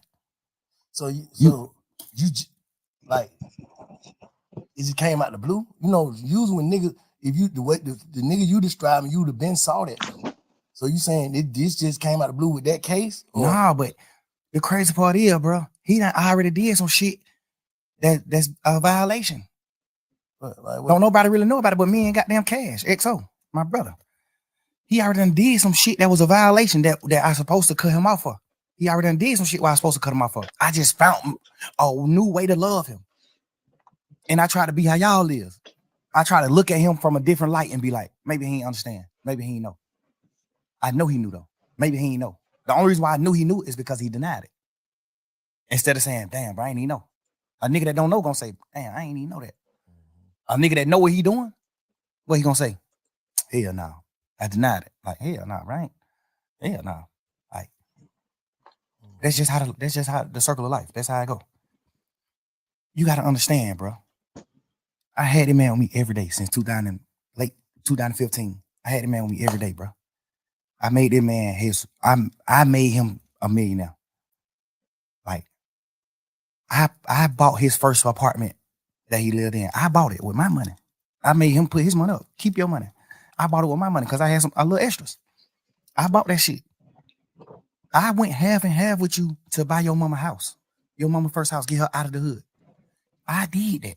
Me. I told you to go down there to the country town and get your daddy, no matter what your the differences is with your daddy. I told you that. I know for a fact, me personally, I know your dad don't look at you like a real nigga. I know that. This is my man's. Your dad is my OG. He don't look at you like that. I made you go get your dad. I made you reunite with your family and do the right thing.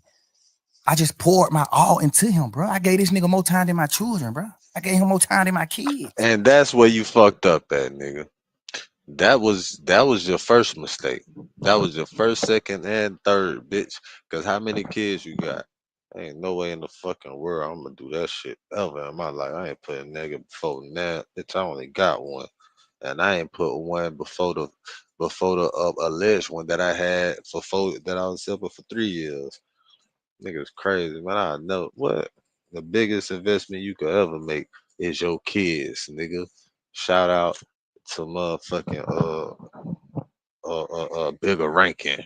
I almost said bigger ranking. So I said big baby. I gave him more time than my old lady. Like, I poured my life into these people, bro. Shit. Like, every second. Biggest investment. I went half on your mama house and bought your mama house, bro, because you didn't have the money. I went half with you. I bought your brother his first truck and let you present it to him like you bought it. Your brother on the internet, man. Yeah, fuck that nigga, throw it. Like, nigga, you don't even know what's going on. Like, you don't even know, bro. Relax. This shit that nobody don't know, but we men, so I don't be can to speak on that type of shit. We men. I ain't do it for that reason. I did it because I just honor my brothers, my friendships and brotherhood. I honor that shit. I love you, bro. So, man, that's cool. So you still love him?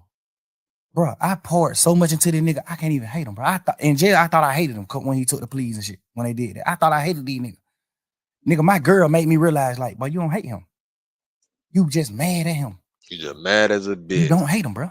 You just being mad as a bitch. Why you hate a nigga? You on a whole other type of time. Yeah. You stop talking about him. Like, well, I don't wish no ill will on him. No ill feeling at all. Stop the man album though. That shit hit the way. That fucked up.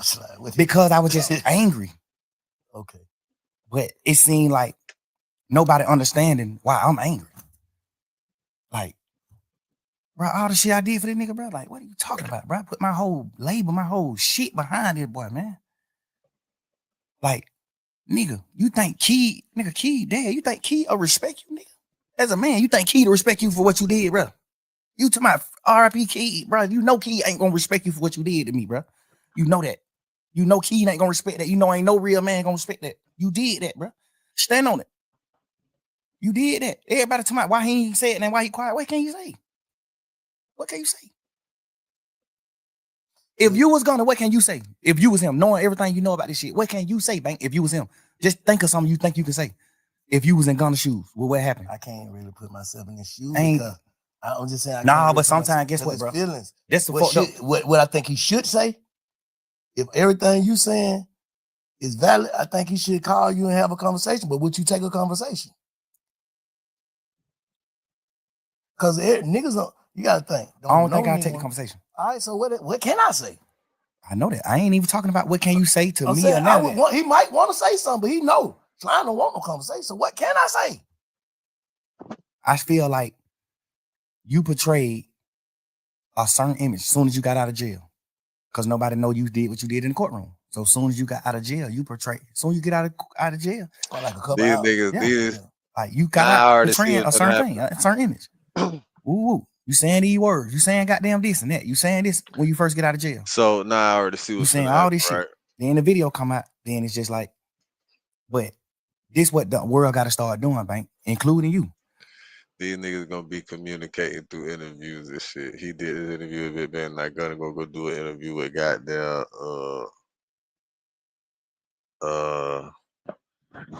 Jadakiss and Joe. $1 million worth of game. Did he already was he just on $1 million worth of game? I don't know. We got to start putting ourselves in people's shoes. That's why I said, if you were him, knowing everything that you know, what would you say? Which one would it be? I probably would do the same thing, not say shit, because I'm knowing my man. I don't want to say nothing to the internet or to nobody else. I know that nigga don't want to hear this shit. No, but you got to understand, the way you put it is almost like you, this interview is almost going to be you telling him what he can go with. We ain't talking about that. We talking about fuck none of that. Nah, cause you gotta think. Like, you gotta think. If he's sitting around saying like, damn, I'm telling him what he can go with. His move, his next move. We ain't talking about that. It's cool. I tell him his next move because I'm just a nigga like that. Like, I don't want to see no nigga down. I tell a nigga move. Bro, do this. You fucked up, but you can do this right here. You can do this. Okay, all right. We just saying man to man. Let me say this. When you just sat there and said you wouldn't take the conversation, that would make me say that. But all right, obviously, if you said you took the conversation, then I would have said what I say. I ain't talking about what you'll say to me. What you'll say about what you did. Okay, just say you'll say it to me. Hold on, what he said to me. I told you what he said to me earlier. That's what he said. The truth.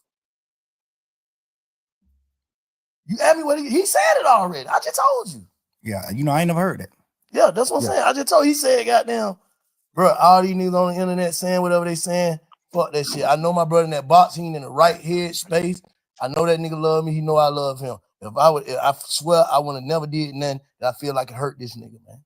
I'm just waiting till he get on. He gonna have to say fuck me. And he said I understand all that. Triple. I feel like he triple asked him for me being a man, and we just talking about feelings and just putting it on the line. And he probably gonna be mad at me for telling you he said it, but he said it. What I'm saying is I understand that.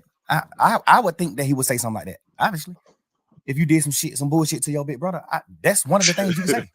Right, but I got them, but these folk did it. These folk tricked me. You know what I'm saying? That's something you can say. That's any nigga. If you would have did what's wrong, if you would have did what Gunna did, you would have said the exact same thing. Bro, they're my brother, bro. Like, bro, I'm just Wayne goddamn, bro, these folk tricked me. We ain't talking about none of that bullshit, none of that cap. We talking about man to man. Why did you do what you did? Because I'm here. Want to go home. Because I'm here right now in this interview telling you why I did what I did. Because I'm a man, nigga. If I'm wrong, I'm wrong. If I'm right, I'm right. I'm standing on business as a man, nigga. I'm speaking what I did. You saying this why I did it. Why he did it, basically. He can't. That's what I'm trying to make you say. What the fuck can he say? Why you did that? What can you say? Besides some fuck nigga shit. What can you say? That'll make anybody in the world be like, I understand. What can you say? Nigga, I created you, nigga. Well, God created you, but I helped. I was a part of your journey. I've been with you the last 10 years. I spent more time with you than my girl, bro. I was around you more than I was with my fucking girlfriend, bro. With my kids. Crazy, bro. I done had them phone calls with my baby mama saying, man, you be with these niggas more than your motherfucking children, bro. And that's your motherfucking You supposed to be smart enough, and I know you smart enough. You supposed to be a man enough. You supposed to be smart enough to say, on the road. You're doing, you know, I'm not finna do that. So I know all this shit that nigga sacrifice. I'm not doing it. In your mind, you taking that nigga fuck you. That's what it is. What else can it be? Obviously, you gonna say, well, I'm finna do what I'm finna do, and goddamn, I'ma just keep telling the world, man, and my brother, I love him. So you saying his whole campaign is a PR stunt? Not even to like bash him and then, bro. Cause I'm really. But that's what you saying. Yeah, I ain't even trying to. I'm just saying, like, I ain't even trying to bash him and then, but it's like you can't say nothing to make a man or what we identify as a real nigga that stand on morals and principles. It ain't nothing you can say, but the victim. Like, bro, the E folk tricked me. Well, I got down. They're my brother, no matter what. They're my brother, no matter what. How you gonna say that to a nigga? You just, what are you talking about? We all in this motherfucking trial pushing. YSL is not a game. This is the narrative. What's the worst betrayal you can do from in a trial where we saying YSL is not a game? What's the worst you can do? Say it's a fucking game. Yeah. Nigga, them folk called you second in charge. Them folk called you CEO, second man in charge. Hold up, let me say this though. What about the niggas who actually started YSL with you? Didn't they take their plea before Gunna? No, he the first plea. For real? Gunna took the first, he know that. You know that. I didn't know that. Gunna took the first plea. I thought them niggas already telling them. No, Gunna took they had already told back in the day on crimes and shit that they was involved in and all that. On the RICO? Nah, see, look. The RICO came in 2022. I'm thinking. The RICO came March 9th, 2022, man. What's the little dude? May 9th. From your hood that's DK. Started, and who is another one too? Slug? Yeah. Yeah. I'm thinking that them two already saying like just say Vincent, if me, Shy, and Cub start a game, right? Yes. And we all identify as the three founders. Right. And we signed Thug. And the two founders saying, yeah, it's a game. But Bank saying it's not. How is Thug wrong for just being an artist by saying it is too? That's what I'm thinking happened. No, that ain't what happened. That ain't what happened, man. The first plea took was Gunna plea. Ever. The first plea took was Gunna. Slug, all them took pleas after Gunna. Everybody took the plea after Gunna. I can't even be as mad at them as I can be as him. I should, because y'all still grown men. No matter what this nigga say, y'all grown men. Just like me. When he said YSL was a game, the smartest thing for me to do is say, yeah, it is a game. Fuck it. One of the niggas who they saying is a founder of it, he not even a founder. One of the niggas who they saying is a founder of it that came on out and took a plea and said it's a game. You'll be a motherfucking idiot to sit in here saying that it's not a game. When you got a nigga who these folk done labeled as the second man in charge. That's what I thought happened, but the other way around. No, he took the plea first. Gunna took the plea first. Damn. Then them niggas started taking the plea when we started going to court. Gunna didn't never make it in the courtroom, remember? The first day of court was November 17th or December 17th. One of them days were the first time we wasn't on Zoom. The first time we went into an actual courtroom, all 28 of us. But watching that shit from the street, but that shit was like some DJ, another one. Every day, another one. But the crazy part is, another one. Get what, Bank? Even if them niggas some bullshit anyway, but some bullshit too. But even if them niggas just look at it from their point of view, niggas like DK, Slug, all them niggas, I still don't respect them niggas because you just not men. Y'all niggas not men. So no nigga make you do nothing that you don't supposed to do. But just look at them. Okay, Gunna take a plea. He the head nigga in charge, according to the DA. Yeah. Thug is boss man. Thug John got it, what they saying. Thug John got it. I'm not no John got it now. I'm a real man. Solid nigga. I build foundations. I help niggas. I'm not portraying no gangster, no none of that. It just so happened we just street niggas and we done stood on our business. So they label us gangsters. I don't push none of that. I push real man. They saying that I'm the founder of this shit, and this nigga is the head man in charge. He the second boss. When this trial started, they not saying DK is one of the owners, Mundo one of the owners, Slug one of the owners. They not saying none of that. They saying Thug is the owner, and Gunna is the second man in charge. They said they ain't had Thug and no. I mean not Thug. My bad. I thought they said they ain't had Gunna in nothing against him. Gunna didn't have no case. Well, we had 9 terabytes. You know how much paper that is, bro? 9 terabytes of discovery. That's a lot of damn paper. That's over 300 million pieces of paper. That's front and back. 300 million pieces of paper. That's how much evidence they had. Dumb, bro. 300 million pieces of paper. Yo, you better what? Man, that shit more than the Epstein files, nigga. What? Nigga, 300 million files on 9 terabytes is, man, that shit sound despicable. Fuck diabolical. That shit sound downright despicable. Damn. I think it was 9 terabytes, 2 terabytes, whatever it is, whatever that is. What my It was life? terabytes. That shit equaled up to 300 million pieces of paper. I just remember the lawyers arguing in court. I remember the lawyer saying, like, Yana, they got to take some of this shit, the evidence that we're not going to use, and just get this shit out of the way. Because y'all just packing us with evidence, and we just got a little time to, like, go through the evidence.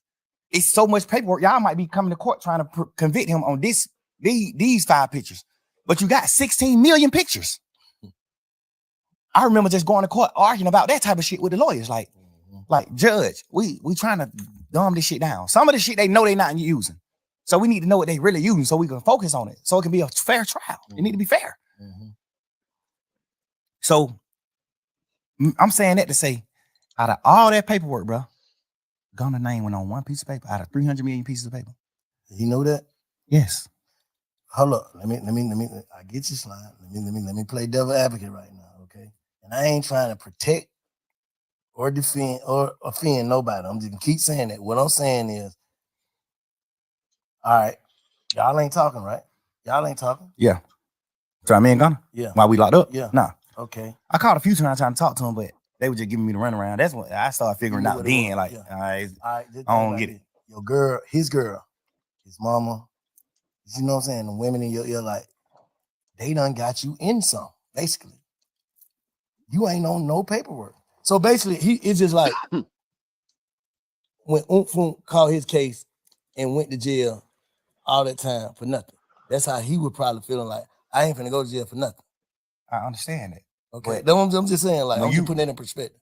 I overly. Because you got people that's watching this don't give a fuck, know nothing about no street code, no nothing. I know, but we talking about street niggas. Okay, yeah. We're not talking about none of that. So you we consider ain't talking Gunna about no as a street motherfucking nigga? white boys who went to college. We talking about street niggas. You consider Gunna as a street nigga? Yes. And not an artist? You portraying a street nigga. Okay.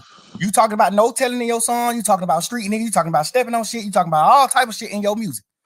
And he supposedly was a crip or something like that. Wasn't I don't know. You standing on street nigga business. You do everything street niggas do. That's a fact. He was. You are portraying a street nigga. Allegedly, if you're not a street nigga, don't portray it. Allegedly, he was associated. You portraying a street nigga. Street nigga aneurysms. You portray every one of them.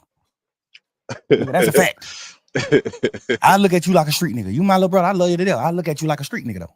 I don't look at you like a dork or no lame or none of that. I look at you like a fly nigga. You just kicking your pimping and doing this and that. But I definitely look at you like a street nigga. Okay, look, let me say this. And this is the last thing I'm gonna say, because I don't want to sound like I'm trying to offend no nigga. But can you look at it like, bro, you got it. You had to be in a fucked up mindset if you played guilty knowing you wasn't guilty. Over. That's one of the things why I always that's why I'm at the point now where I'm like, I feel like my back against the wall and people ain't heard me out. So now I understand his point of view. Like, damn, that's why I say shit like, I would love to hear what he got to say. Cause then I can actually judge him. Tell it to you. Say it, nigga, say it publicly. Don't tell you me. Publicly said YSL is a criminal street gang and it must end. You publicly said, yes, ma'am, when they said, I know 3 or more co-defendants on this case. Well, 3 or more co-defendants on this indictment, which is the 28 niggas. I know 3 or more niggas that committed these crimes: murder, attempted murder, aggravated assault, damage to property, shooting at houses, petty car thefts, armed robberies. You said, I know 3 or more people on this indictment that has committed these crimes publicly. They asked you that in the courtroom. You said, yes, ma'am. First of all, you don't know nobody on this case. All 28 niggas, they from John Burr South, Cleveland Avenue, and other places like that. He from the South Side. He don't know nobody on this case. Guess what's so weird? Out of all 28 people on this case, all you know is 3 niggas. Me, Gunna, and Duke. That's the only niggas you know on this case, Gunna. So when you said, yes, I know 3 or more niggas that committed these crimes, who the fuck is you talking about? Me, Gunna, and Duke? Because we the only niggas you know anyway. I know you could have been talking about anybody. It's cool. But just so happen how the dice roll, you don't know nothing but 3 niggas. So who the fuck you could? Like, if he would have went to trial, the state, if his shit was getting used in trial, which it was, unless I got out of the case, his plea agreement was gonna get used in trial. I know they saying like, oh, he ain't had to get. I thought an Alfred plea don't mean that. Yes, he had to get on. He ain't had to get on the stand. You know, they pushing all those narratives. He ain't had to get on the stand. He wasn't gonna testify against nobody. Yes, he was. If you look at the end of his plea, that shit say this plea agreement could be presented in trial, and if any questions come up about this plea, however they wrote it, if anything come about this plea, you must come testify truthfully about what you said in this plea. And you supposed to took that shit to the door then, thug. Cause then it would have been no question about who the fucking rat was, regardless about the interrogate, all the other shit that's going on and all the shit with your name right now. Because if that nigga would have took the stand on you, boy, it would have been no question about it. You supposed to took that shit to the door, nigga. You supposed to took that shit to the door and made that boy take the stand on you. That's how I feel about that shit. Nigga, look, every one they plea said that, except mine. Every plea said that except mine. We don't give a fuck. That shit to the door. Every one of them niggas who took a plea in the beginning of that trial, plea said that. If it wasn't a game, it wasn't not. Duke plea said the same thing. Oh, you ain't got to get on the stand. Duke had to get on the stand. The week the case was over with, Duke was getting on the stand that week. The week. If the criteria for that shit for games in the book don't fit YSL, I would have. You supposed to took that shit to the door, made that nigga take the stand against you, bro. That nigga would have had to take the stand against you because he was the only one to plead out, but it would have been somebody else. Nah, they probably would have had somebody else take the stand against you. They probably ain't need Gunna, but they probably had a couple niggas that would have took the stand on you, right? Cause Woody was on the stand.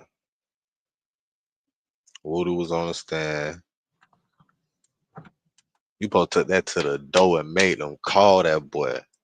Cause then what you supposed to then that would have been on record. All that shit would have been on record right then.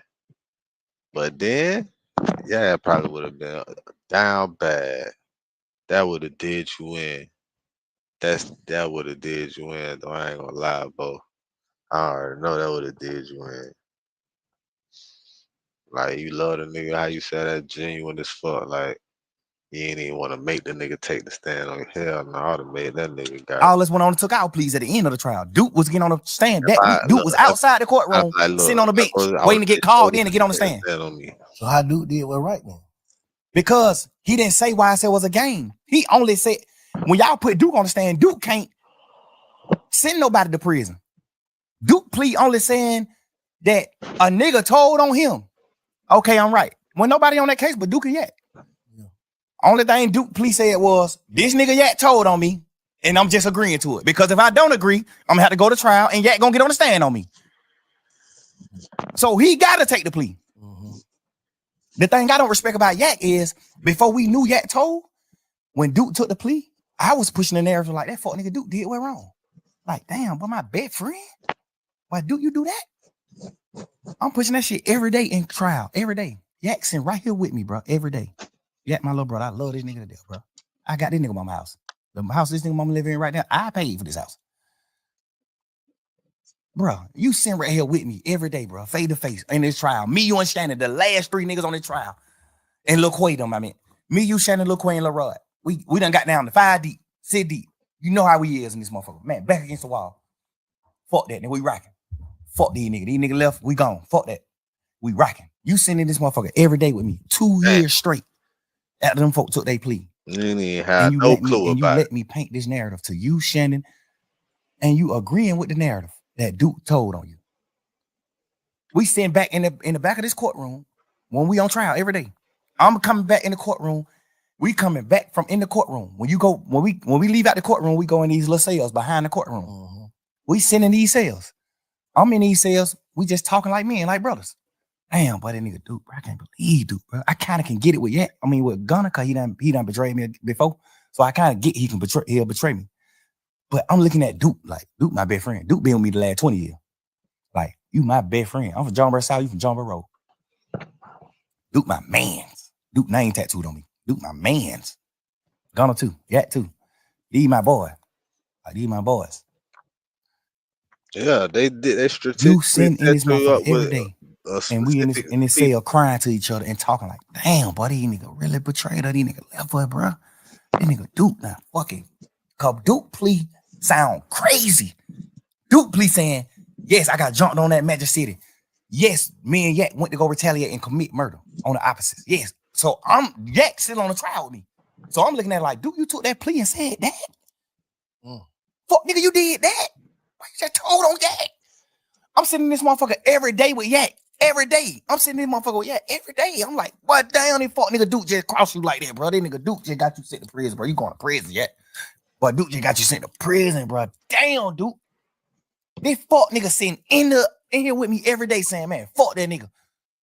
Man, fuck them nigga, bro. We gotta goddamn, when we get out of this shit, we make it out of this situation, bro. We gotta go forward, and it's just us. We ain't hang with none of these niggas. We ain't fuck with these niggas. Fuck these niggas.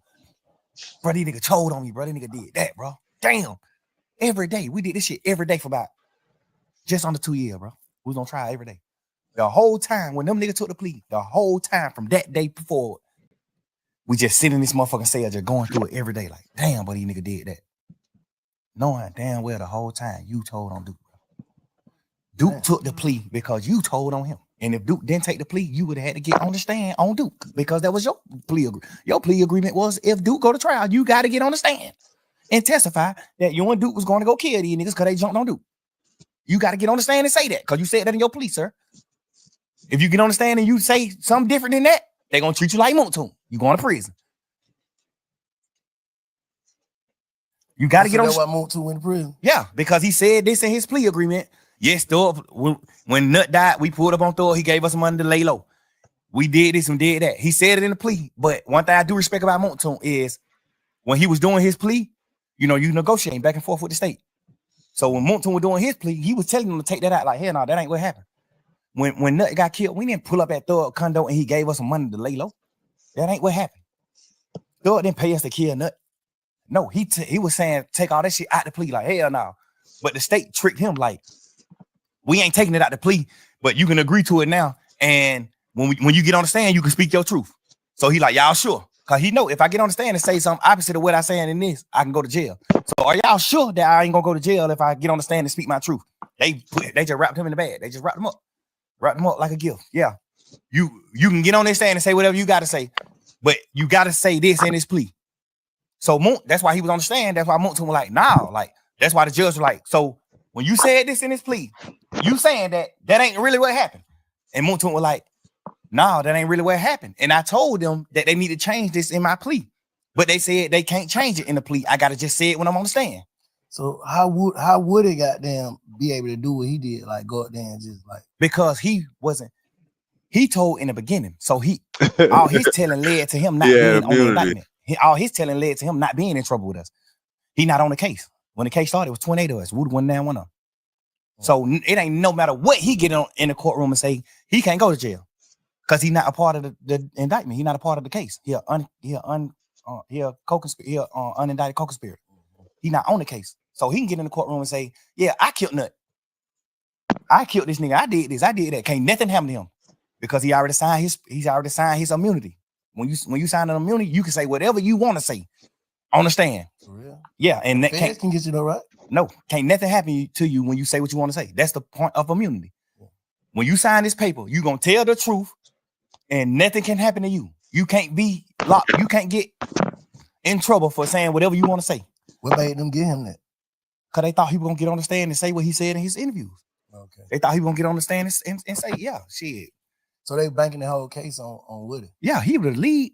He was the lead. Them folk was in shambles when that nigga acting like he wasn't gonna testify. Remember the first time he got in there on the stand, he like, goddamn, man, I ain't testifying. The judge like, you sure? He like, yeah, I ain't testifying. Take me to jail. I sit in jail. But when they order you to get on the stand and you don't get on the stand, it's two things can happen.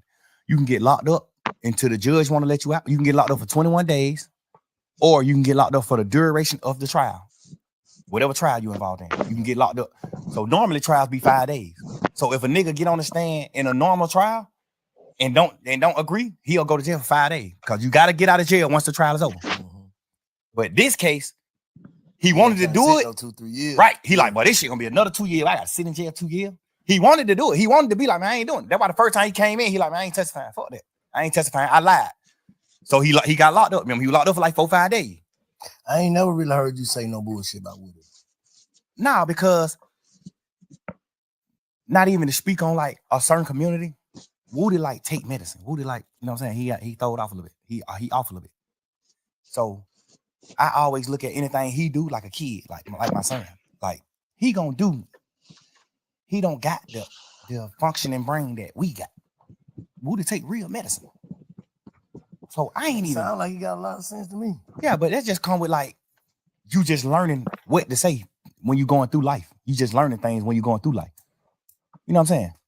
I told The craziest niggas in the world are always the ones who you think got the sense. Like, but that nigga ain't crazy. Man, that nigga take real medicine. He overly did what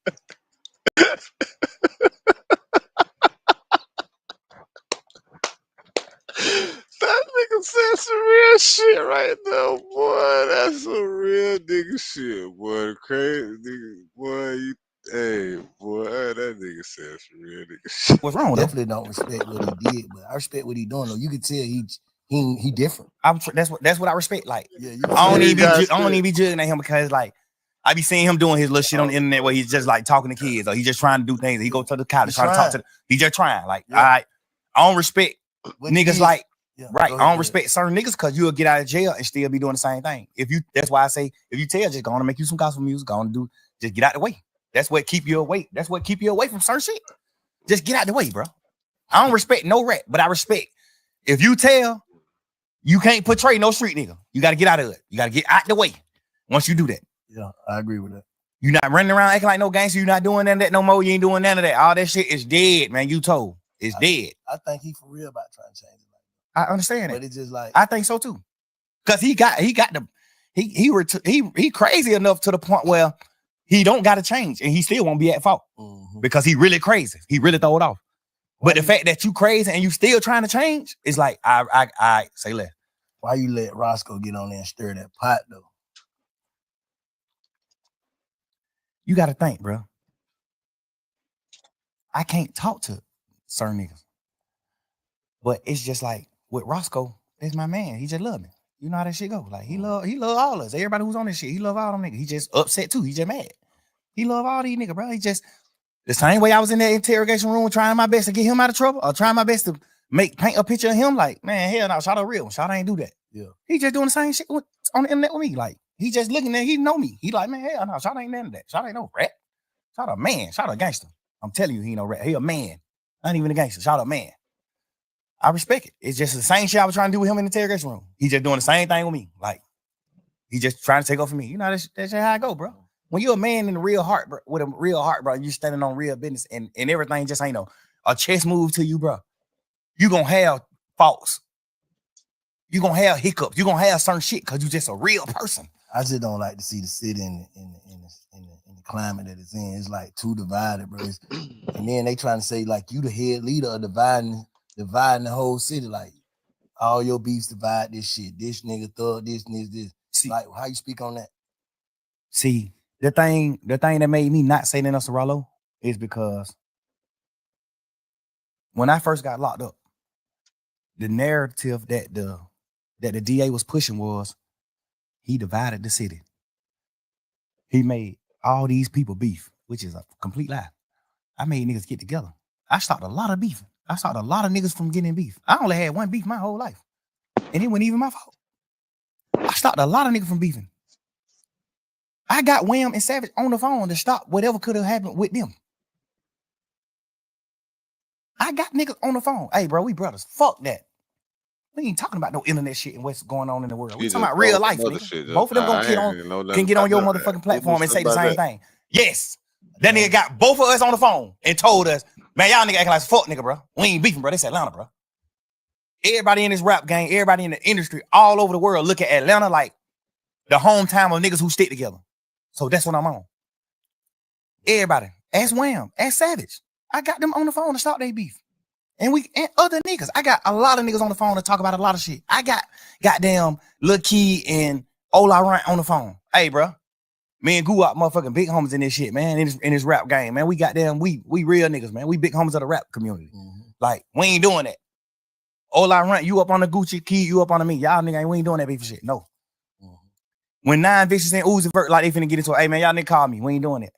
What aspect, what in my entire career that's been up on a fucking microscope, at what point in my career can you or anybody in this world honestly say he stirred this pot?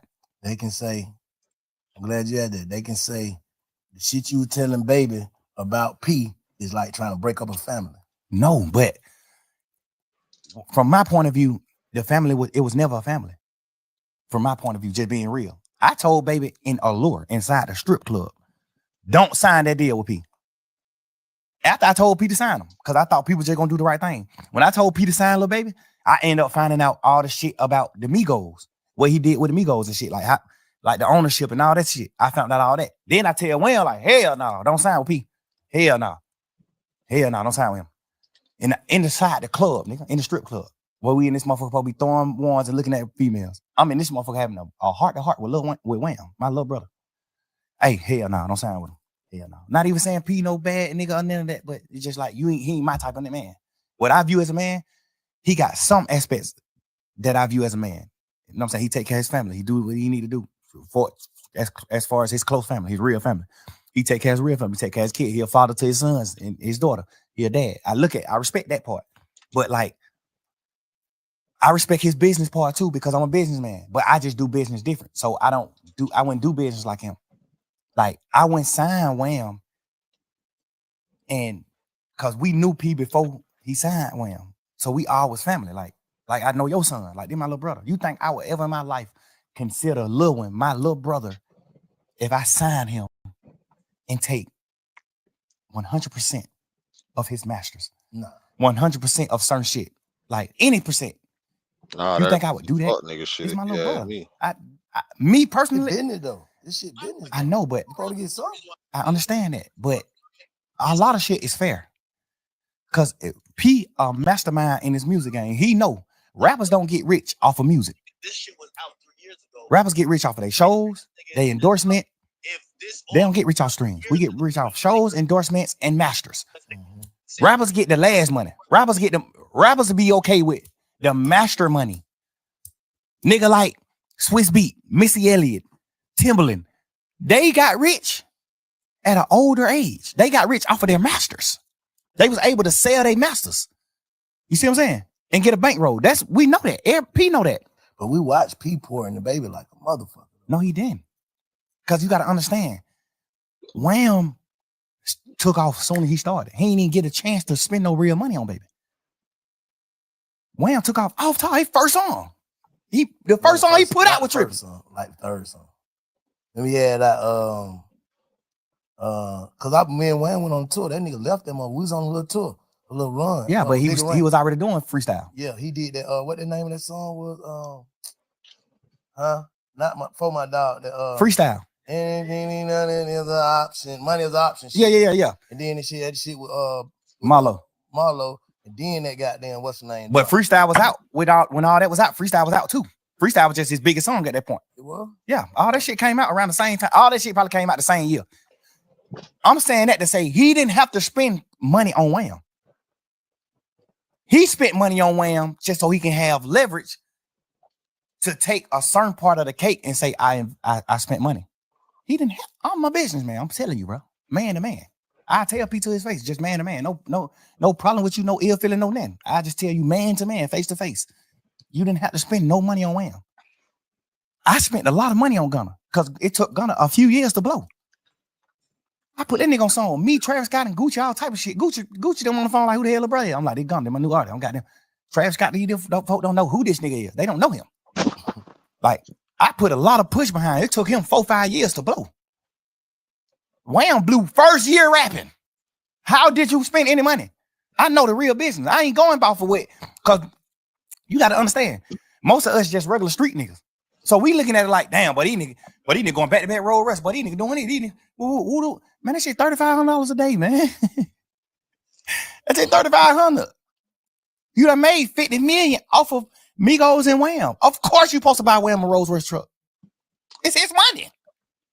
Of course. I bought Gunna a Rolls Royce truck off of my money. Not no money I made off him. I ain't never make $1 off Gunna. Ask him. Never. This my little brother. And I spent millions on that nigga. We just was still getting money. I'm still getting money. So I ain't never tripping. I ain't never get to the point where I was like, damn, I need the money. I was just still getting money. God was just still blessing me with money. So I ain't even never have a chance to be fucked up and try to get some money from Gunna. I never did that. I always helped him. He always fucked his money up and had to come to me to get money. Always. I never made $1 off of this nigga, bro. And in my paperwork, I don't even remember my deal with him. I think my deal say something like 50% master, 50% of all money that come in, all revenue. My deal with Gunna. I probably got 50% of everything that ever came out.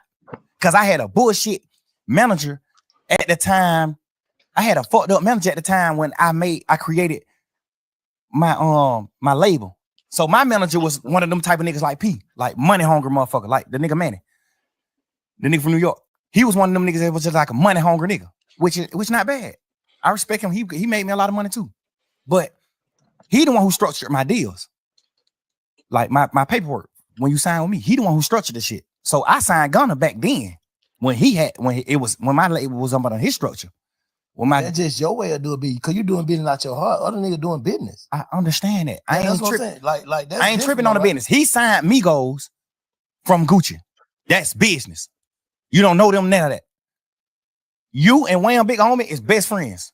Wham is your little brother. Before Wham was rapping, Wham little bro, like been coming around you, been doing certain shit, been at your studio, been doing shit, just gambling before he was rapping. Like this real family, this little bro. I'm telling you, him and Wham was like brothers. All us was brothers. Well, me and Wham was brother and P and Wham was brother. You know what I'm saying? I never really looked at P like a brother. I always looked at him like a businessman. Like, what's up, my boy? Like, you know what I'm saying? I ain't never look at him like family. Cause we in business. We damn near competition. Not to me, cause I fuck with your artists. I did songs with Migos when I was lit and they won. I did songs with Wham before he made music. I paid for Wham's first studio session, not no fucking P. I paid for that. I paid for his first song. I did the first feature with him. When he was just a regular young street nigga gambling. I seen that. Soldier Boy I'm shit. telling you, this all facts. This ain't nothing P can get on here and twist and lie and We say. know that, This ain't though. nothing Wham can say. Lie and say. This We is all all know that, facts. You didn't have to spend no money on Wham. You didn't. You didn't have to spend no money, bro. Just me knowing the business. Me being a boss man, a CEO in this business. You didn't have to spend no money on him. He blew too fast. If anything, you probably spent goddamn $500,000. And that was just because you wanted to. Not because you was trying to make him blow. That young nigga blew up so motherfucking fast, bro. You ain't even have time to spend no money. That nigga was doing show. That nigga was, bro. Nigga, I've been rapping since 2006, self. Little boy. I blew up 2015. We spent a lot of this shit trying to blow. Yeah. Wham blew up first year rapping. At what point could you spend money? How? I don't know their business, so I'm just saying. Telling it to me. I ain't even saying they business. I'm just saying, like, I don't know that business. I don't know the musical business. I know it. I'm a CEO. He ain't had to spend no money on Wham. He spent money on Wham, but I feel like he did it strategically. I feel like he did it so niggas like you and niggas like us, that's regular niggas, that street niggas, can feel like shout it, help young niggas blow. Yeah, because he already had a label, already had a machine, so like, damn, they just put shout in the machine, he blew up. But he really, we can say he blew up fast because he had the machine too off the rip. I think he had the street machine before that. I think he did have that. I'm telling you, that nigga been getting 10,000, 15,000 likes on his picture when he was a regular person. Yeah, no, I agree with that. Machine is a real machine. I be wanting to give P the cookie because I respect some of the business he do. Some of the shit he did, I respect it. I be wanting to give him the cookie, but I'm just a man, bro. I'm a real nigga. P love Wham. No, I ain't saying he don't. Yeah. No, I ain't saying that he don't. I'm just putting that out there because I know like this shit crazy. I just fuck all that. How do we get the city back to? I feel like the best time I say y'all nigga had, man, when goddamn, because by the time y'all nigga really hit that summer, it was goddamn you, Rudy, Prom, goddamn Baby, goddamn who else with y'all? It was just like it was looking like Atlanta. Remember what that video was? ATL. They sent me the song to get on the song. ATL song with Marlo and goddamn Wham.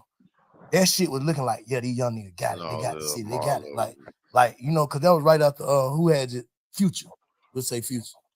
And your era, Future, Marlo. You, Rich Homie, all that. But it was like you were bringing, because you right there with them young niggas. Like, I'm bringing a new era. That's the Baby, the goddamn Marlo, the Rollo, just all that problem child. Everybody like, fuck that. We united. Like, how we even get back for the city to be that? That's what I want to know. What I want you to think about is who united all them niggas together. Slime did that. Thug did that. So how we do it then, Slime? How we do that now? Like, how we do that? I think at least to the point where it don't be no bullshit. Because all this shit is going on, all this talking ain't gonna do nothing but build egos. Niggas will bump into each other and, hey man, you gotta stand on that ego. That's why you ain't gonna never see me condemn a nigga on these podcasts, bro, because I already know how this shit go. Niggas ready to go out bad behind their ego and their name. So nigga, when I first came to shit, I fuck these niggas. These niggas don't want niggas be ego tripping. You know what I'm saying? But now it's like, I ain't know ego that, bro. I'm trying to, some real because shit. I already know, bro. It's like, how the hell y'all nigga beat these folk and think these folk happy y'all beat them? I know they ain't, bro. That's what I'm saying. Whoever, the energy, whatever, nobody, like, you can't break. First of all, you ain't beat shit, nigga. You on probation. They ain't beat nothing. Bring the energy back, bro. Niggas can't do that shit. Niggas is on. Like when that boy fell out that motorcycle, they put the young nigga Woody. When he fell out the motorcycle, they just put out what's his name at first. Him laying on the ground. I prayed for that young nigga. Like, man, I hope he ain't got shot. I hope he all right. Hope ain't nobody shot this boy. Cause it finna be some niggas going to jail for good. Facts. For good. Like, fuck all that. Ain't finna be no more of that maybe shit. And they gonna be them other people. I got a habit of looking at so what the reflection. I know niggas, man. So I don't know, man. I don't know if I be niggas, seeing I'm too old, bro. I'm moving in the 47. I can't background go on that sit goddamn so I be trying piano. to tell these niggas. That piano shiny as a bitch. I'm seeing them reflections walk back and forth. I'm just saying, bro. I ain't trying. Now, I learned my lesson, bro. I was at the thing I don't like about what Rollo said is, why is you painting that picture knowing that I'm the reason a lot of niggas cool with each other? And the DA just painted the same picture. That's police shit to me, bro. You can't get on the internet and say, fuck nigga, you really divided the city. How? How the hell did I divide the city? I brought the city together. I was at odds with Lucha. Ask Lucha this. To pick sides, though. No. Yeah, for sure. Niggas had to pick sides, so that's dividing, though. No. Because if a nigga don't fuck with you, niggas ain't fuck with you. No, that's not dividing, bro, because you got to know the background. You got to know what's happening behind the media. You got to have when me and Lucha was at odds and in the hype in the hype of the beef. Ask Lucha what I did with him at the hype of it. Bro, this shit ain't got nothing to do with me or you. Let's make a song. I don't want no smoke with you, bro. I tweeted it. Go on Twitter. It's on my Twitter still. But they back consider then. it's trolling. No, it's not. Bro. They say it could be. Yeah, man, you can't. Man, if a nigga get on the internet and say you're a sissy, you're a punk, nigga, I fucked your hoe. Woo. If a nigga get on the internet and say all that, and I get on the internet and go up on his if I reply to him on the internet and say, my nigga, I don't want no beef with you, no none of that. Let's do a song, bro. That's not trolling. I'm saying I ain't saying it was trolling. I'm saying it can be considered that. It can be considered as trolling. But ask Lucci yourself, and I bet you he gonna say it wasn't trolling. Oh, you saying because he knew he can't take it. I'm talking about the people perception. For sure. I ain't fuck the people. We talking about us, real life. You saying he know, like you already had them reached out to him before you even put that up. You said to him and in public. I said in public. At the hype of it. I'm not known for that. They're known for standing his ground. A nigga say something about, man, nigga, fuck you, what? I'm on that. You know I'm on that. What? I'm not known for that. Nigga, I stopped from doing that and said, bro, let's do a song. I did him on Instagram too. We did him on Instagram. I'm like, lame man, nigga, let's do a song. I don't want no beef with you, bro. It's gonna doing the song, it's gonna be bigger than beefing. I'm telling you. I could bring you up to my level. I'm telling you. I DM him this. But you know, we in the hype of the beef. But don't nobody know that though. I know that, but I don't care to express it neither, because I'm a real man and I don't do shit for certain reasons. I do it because what I feel. Like this me. You know what I'm saying? Now we get to the point where I'm doing the interview with you. Now I'm telling the world, like, that's what I'm saying. I'm making a point when you said how could Rollo do that? I'm showing you how he could feel. No, like, because I done had conversation with him too. Oh. I done had conversation with Rollo too many times before he read it. I done had too many conversations with this boy. I wasn't even tripping on him writing because it don't got nothing to do with me. I'm mad that you did what wrong because I looked at you like a real nigga. But it don't got nothing to do with me, so I ain't tripping. I ain't gonna fuck with you, but that don't got nothing to do with me, so I ain't tripping. You see what I'm saying? But a nigga came out, the same nigga who said that, like how what's name did. He said that, man, such ain't tell on me. That's what Roscoe said, right? Yeah. Lean and Listerine. Yeah. And Roscoe said, the nigga Sean, who nigga saying told on Rollo, came and said the same shit. Like, bro, they must trying to put some shit together, bro. Like, basically, you ain't tell on me. So, but nah, that ain't basically you ain't telling me. What he saying? He didn't tell Rollo. If I say, why would he be on the phone with this nigga? This nigga got a dog food cake. Why would he be on the phone with Rollo? I'm just asking. I'm playing double. Why would he be on the phone with Rollo acting like, nigga, you ain't telling me? Nigga, you can't call me if you told on me. This the difference. You got a man who ain't really got nothing going on in the world. So he damn near gotta go for certain shit. He damn near, cause shit, Rollo is the nigga in they hood. He the nigga who getting the money he getting in they hood. He damn near gotta take care of you, even though you locked up for some shit that could possibly have something to do with him or some shit like that. He the nigga in, like you damn near got to just go with him. You don't got no other help. That's number one. But them ain't facts though. That could be. Right? I'm just saying that could be. Okay. When it comes to certain niggas. Okay, yeah. Like, and then we gonna speak on the real facts. We ain't gonna speak on what some could be. The real facts is you have paperwork where you're saying, yes, he said this. Yes, he said this. Yes, he do this. Yes, you got paperwork on you. Paperwork at though? He got a big ass book. That ain't in that book. Bro. What the paperwork at? Bro, that nigga done got so much shit sealed. And listen, bro, I don't even care to do all this type of shit in the interview. We can fast forward then. Man to man. Yeah. Rollo, I don't even give a fuck about who he told on. I know 100% he was gonna take the stand on me and Lucci. I know, nigga, that's a fact. On my freedom. That's a fact right here. On my freedom. Fact. He agreed to get on my That nigga said on his freedom, bro. He ain't say on his kids or nothing really important to him. I don't feel like he said on his freedom because he free already. I don't know. He said on his freedom. I don't know. Freedom is freedom for real. I don't even know if he really actually free, being that he's a musician and the type of shit that come along with being in the public eye and all that shit all the time. But real true freedom, nah, that's get on the stand on my case. Nah, you didn't know that. Whatever he knew about me and Lucci beef, if he knew something, he ain't know that. He was in jail then that whole time we beefing. You just squealing, bro. You just in there, bitch. You just trying to get out of jail. You locked up for some punk ass, pet ass weed. Nigga, sit down.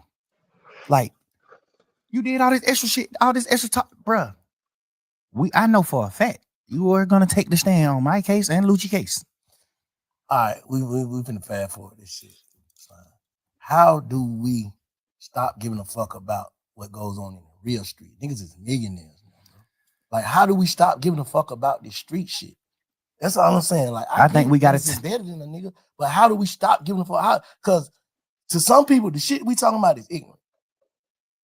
To some people, yeah. To some people, but not where we from. We try to uphold some shit though. Ain't even about upholding. It's about manhood, bro. We men, bro. We ain't gonna do that. No, I'm asking. No, we men, but I'm still having a conversation with you though. Fuck, like, I don't get that. We make $1 trillion. But still, though, it's still. Would you look at Elon Musk like? But you ain't.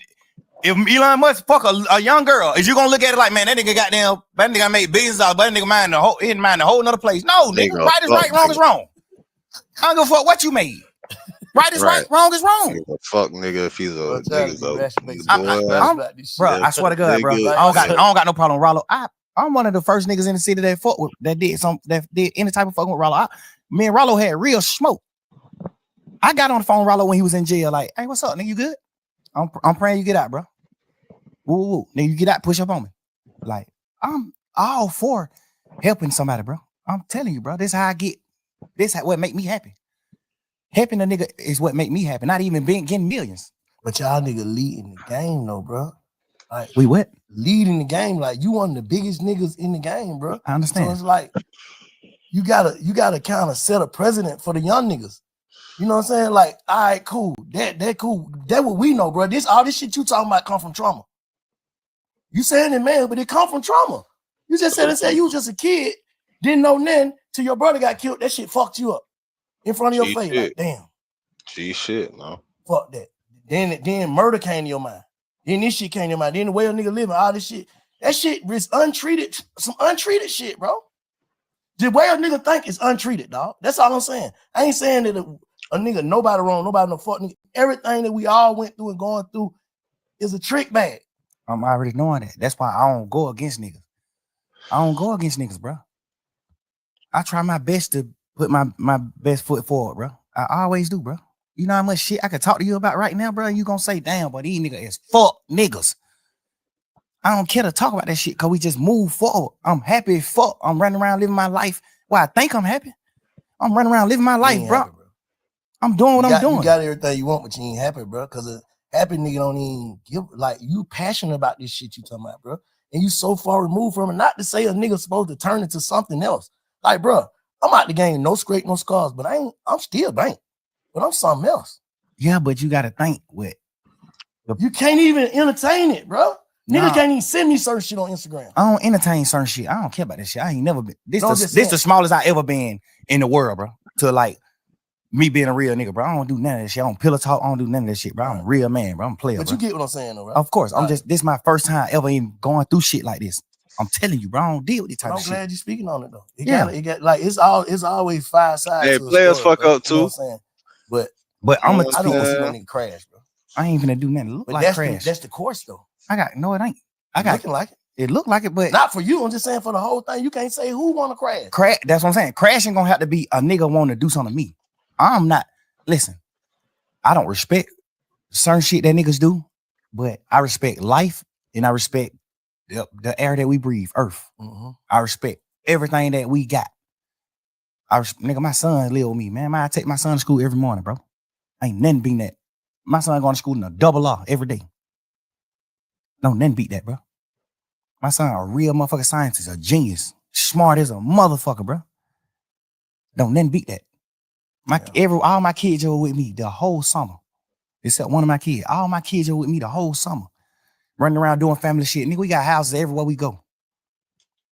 I'm telling you, bro. This the first time ever even like understanding what's going on in the world, like real life. Nigga, I was just so happy and just so blind to like betrayal and niggas doing whole shit that I would never do.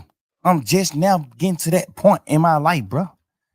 I'm telling you, man, you got to understand why it's like hard for me to just go forward and just like attract the masses by doing certain shit. Hard and impossible is two different things, though. I know that. Hard, nigga, it was hard for you to goddamn become a millionaire, but it wasn't impossible. That's a fact. So hard and impossible, two different things. You can do it. Like, that's what I'm saying. Like, how do a nigga first step, nigga gotta, like, bro, and I ain't kind of trying to be no therapist or that, but I'm saying, nigga first step, nigga gotta acknowledge what he really going through. What I had to do, bro. I had to acknowledge, like, damn, man, everybody ain't gonna think how you think.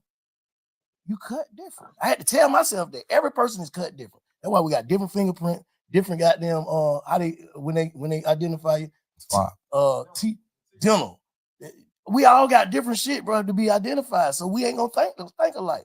But you taking, like you said early on, nigga, my mama raised us to love, love, love. So I always trying to find people to love. Like, you had a whole bunch of niggas that never had loyalty for each other and trying to put them in one crew. How the hell they gonna be loyal to each other? That niggas from over here, niggas from over here, niggas from over here, but you love everybody. That ain't gonna work. Nigga go to jail, nigga like, bro, you ain't even from over there. Fuck them niggas. Facts. Am I right or wrong? Big facts. You just said it in the first beginning. Like, I've just always been looking for friends to love, looking for this person to love, looking for this person to love. But nigga, the heart is what get a nigga zipped up. And in the end, cause get what? Facts. Your reaction off of using your heart gonna make you seem like a fuck nigga, cause you speaking from your heart. I done been through that shit. I ain't gonna say if that's what you going through, but I done been through that. Like, thinking like, I'm so passionate about what I stand on, like how y'all don't get it, but some nigga don't get it.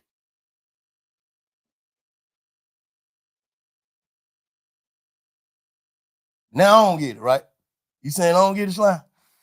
You get it, bro. Just, you gotta, that's why I'm just like, you gotta understand, like, bro, I did so much shit, bro.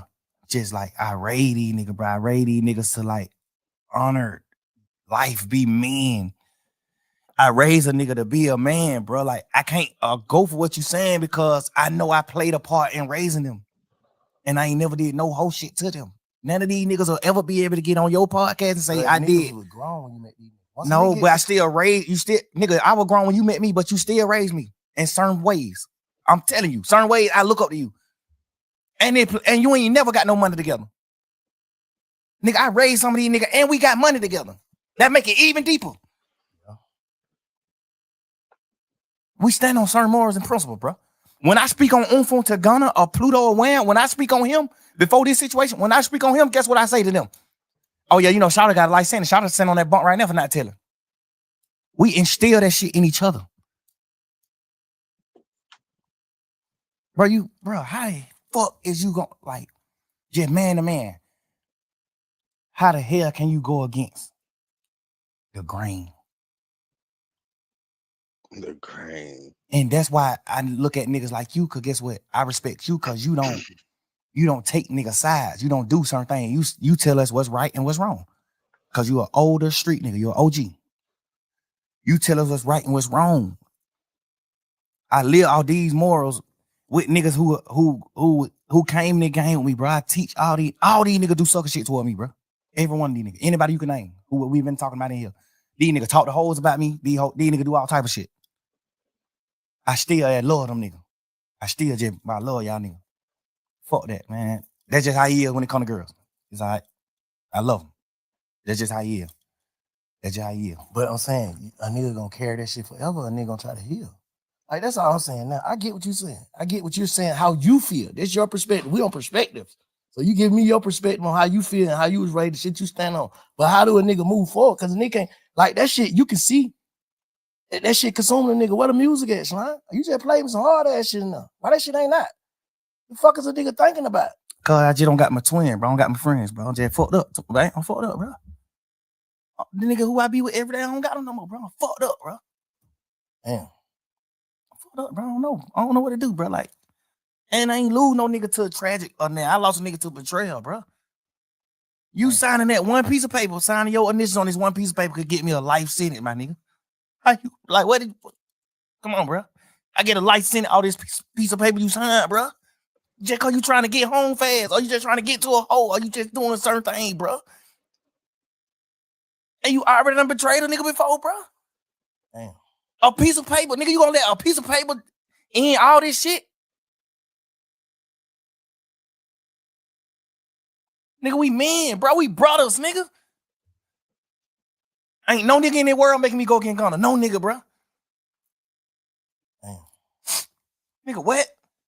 Yeah, you been around me 10 years knowing you told on our other brother. You told on Duke. Bro, you told on Duke, bro.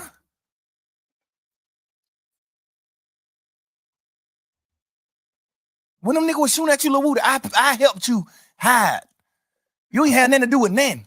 He said I helped you hide. I gave you money to put your family and your baby mama and they mamas and sisters them in hotels and do this shit just to help you. I know you ain't had nothing to do with none of that shit. The police know you ain't had nothing to do with none of that shit.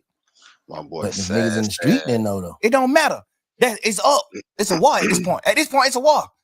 Hide your kids, hide your wife, nigga. Go to war. Cause you been standing on that. This whole beef started because of you. The whole shit started because of Lil Woody. Damn. Fuck, nigga. Why? How the fuck you gonna tell, nigga? This shit started because of you. Damn. The whole case, bro. This shit because of you, my boy. The whole case because of Woody. Some sucker shit this nigga did to nut them. Some sucker shit. We just being real niggas and your brothers and standing behind you. Fuck that. You did some suck ass shit, but boy, these niggas better fuck with you. That's crazy. Damn. Now you got Shannon, Yak, me, Duke, and everybody else who got them on our side. You got all us going through shit because of your own action that you did on your own time. And you folded. You told. You did the worst. I'd rather you tell the ops where I live than tell the police. Nigga, we go to prison forever. Nigga, I'd rather die than go to prison. You better off telling the ops where I'm at, bro.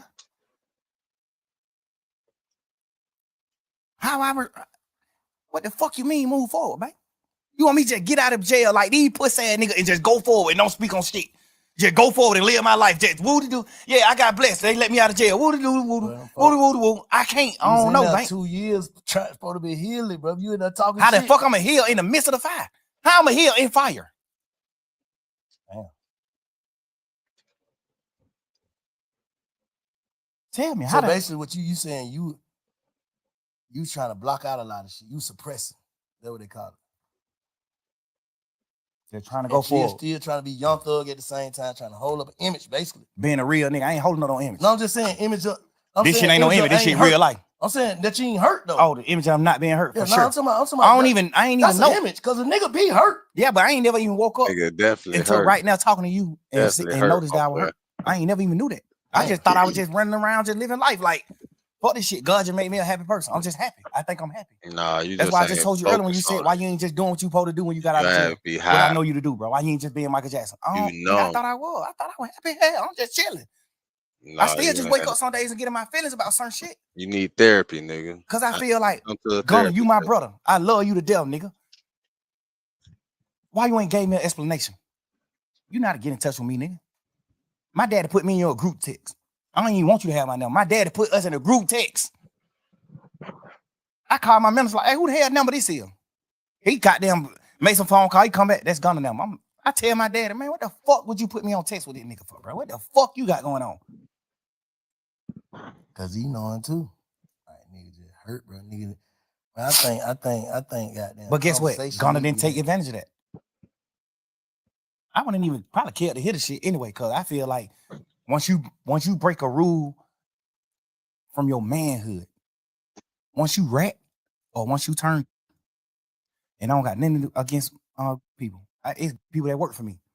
But when I look at you a certain way, if I look at you, if I meet you and you, it's like, okay, if I meet you and you portraying that you a man and you not, I don't got nothing against people. Yeah, no, you know what I'm saying? If you portraying a certain thing, you deceiving. Right. Yeah. I can't look at you the same. Yeah. I ain't mad at you for being so what? Everybody, whoever they so what, nigga. Mm-hmm. I don't got no problem with people. People work for me right now. Yeah. I'm damn near around people every day because they work for me. Mm-hmm. I don't got no problem with them.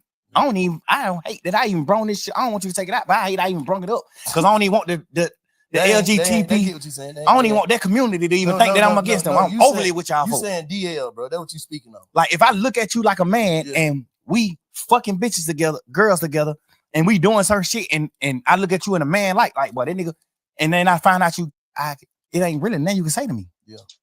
I'ma just look at you like you broke a man code. Mm-hmm. You broke a code that men with backbone stand up to. Mm-hmm. You broke that code. You can talk, you can say whatever you want to say. You broke a man code. I don't look at you the same. But in real life, I don't even want to hear what you got to say, but you still supposed to be a real nigga to say, I'm finna say it. I don't give a fuck if you want to hear it or not. I'm finna say it to make sure he know. And that's why I'm doing this interview. He might not be one he want to. I'm just speaking, stir the pot. That ain't stirring the pot.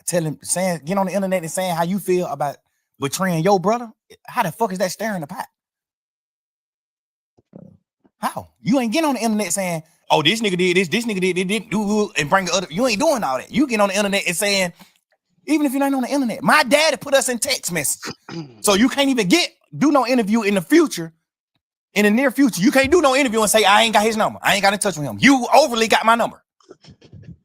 Overly. You got Pop's number. That just further my conspiracy. You got the nigga that had the nigga. Even number. after all the shit, all the jabs you been taking, you still supposed That's what the overly party talking about. It ain't even about submitting. It's about speaking your piece. Did what it is, bro. Got the nigga that had so basically, I don't like, bro. Imagine a nigga, bro. We fighting to say YSL is not a game. Me and Bank, best friend, they're my mans. We done made all the millions in the world together. I gave you the millions. We ain't make them together. I gave them to you. You get on and you take a plea and say, duct tape is a game and it must end. Just be a man. You don't think that you owe that shit? You know that shit. Thug an explanation. No matter what Thug saying, Thug can say Bank a rat all day. Bank a rat.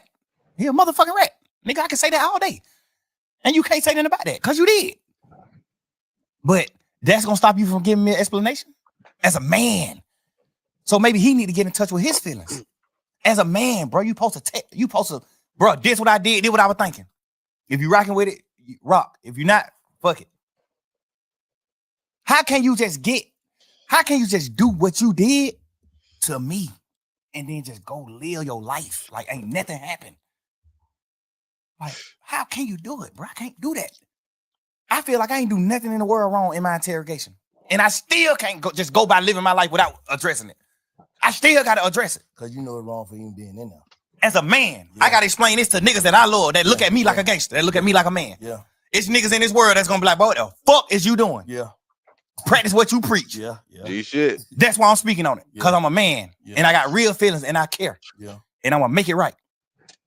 All right, How the fuck I'm going to just go forward? Real nigga shit. Nah, own up to your shit. Nah, real nigga shit. That mean to me, real nigga you shit. never felt the way I felt about you. Real nigga reactions. You never did. Nigga, I'd die before I go against that nigga. Even to this day, still. I'd die before I go against him. The only thing I'm ever say, you a rat. You a rat, bro. You a fuck nigga. You did what wrong. You betrayed me. Man, being a part of his demise or anything like that, I'm never doing that. Nigga, I love the nigga mama. That nigga mama like my mama, nigga.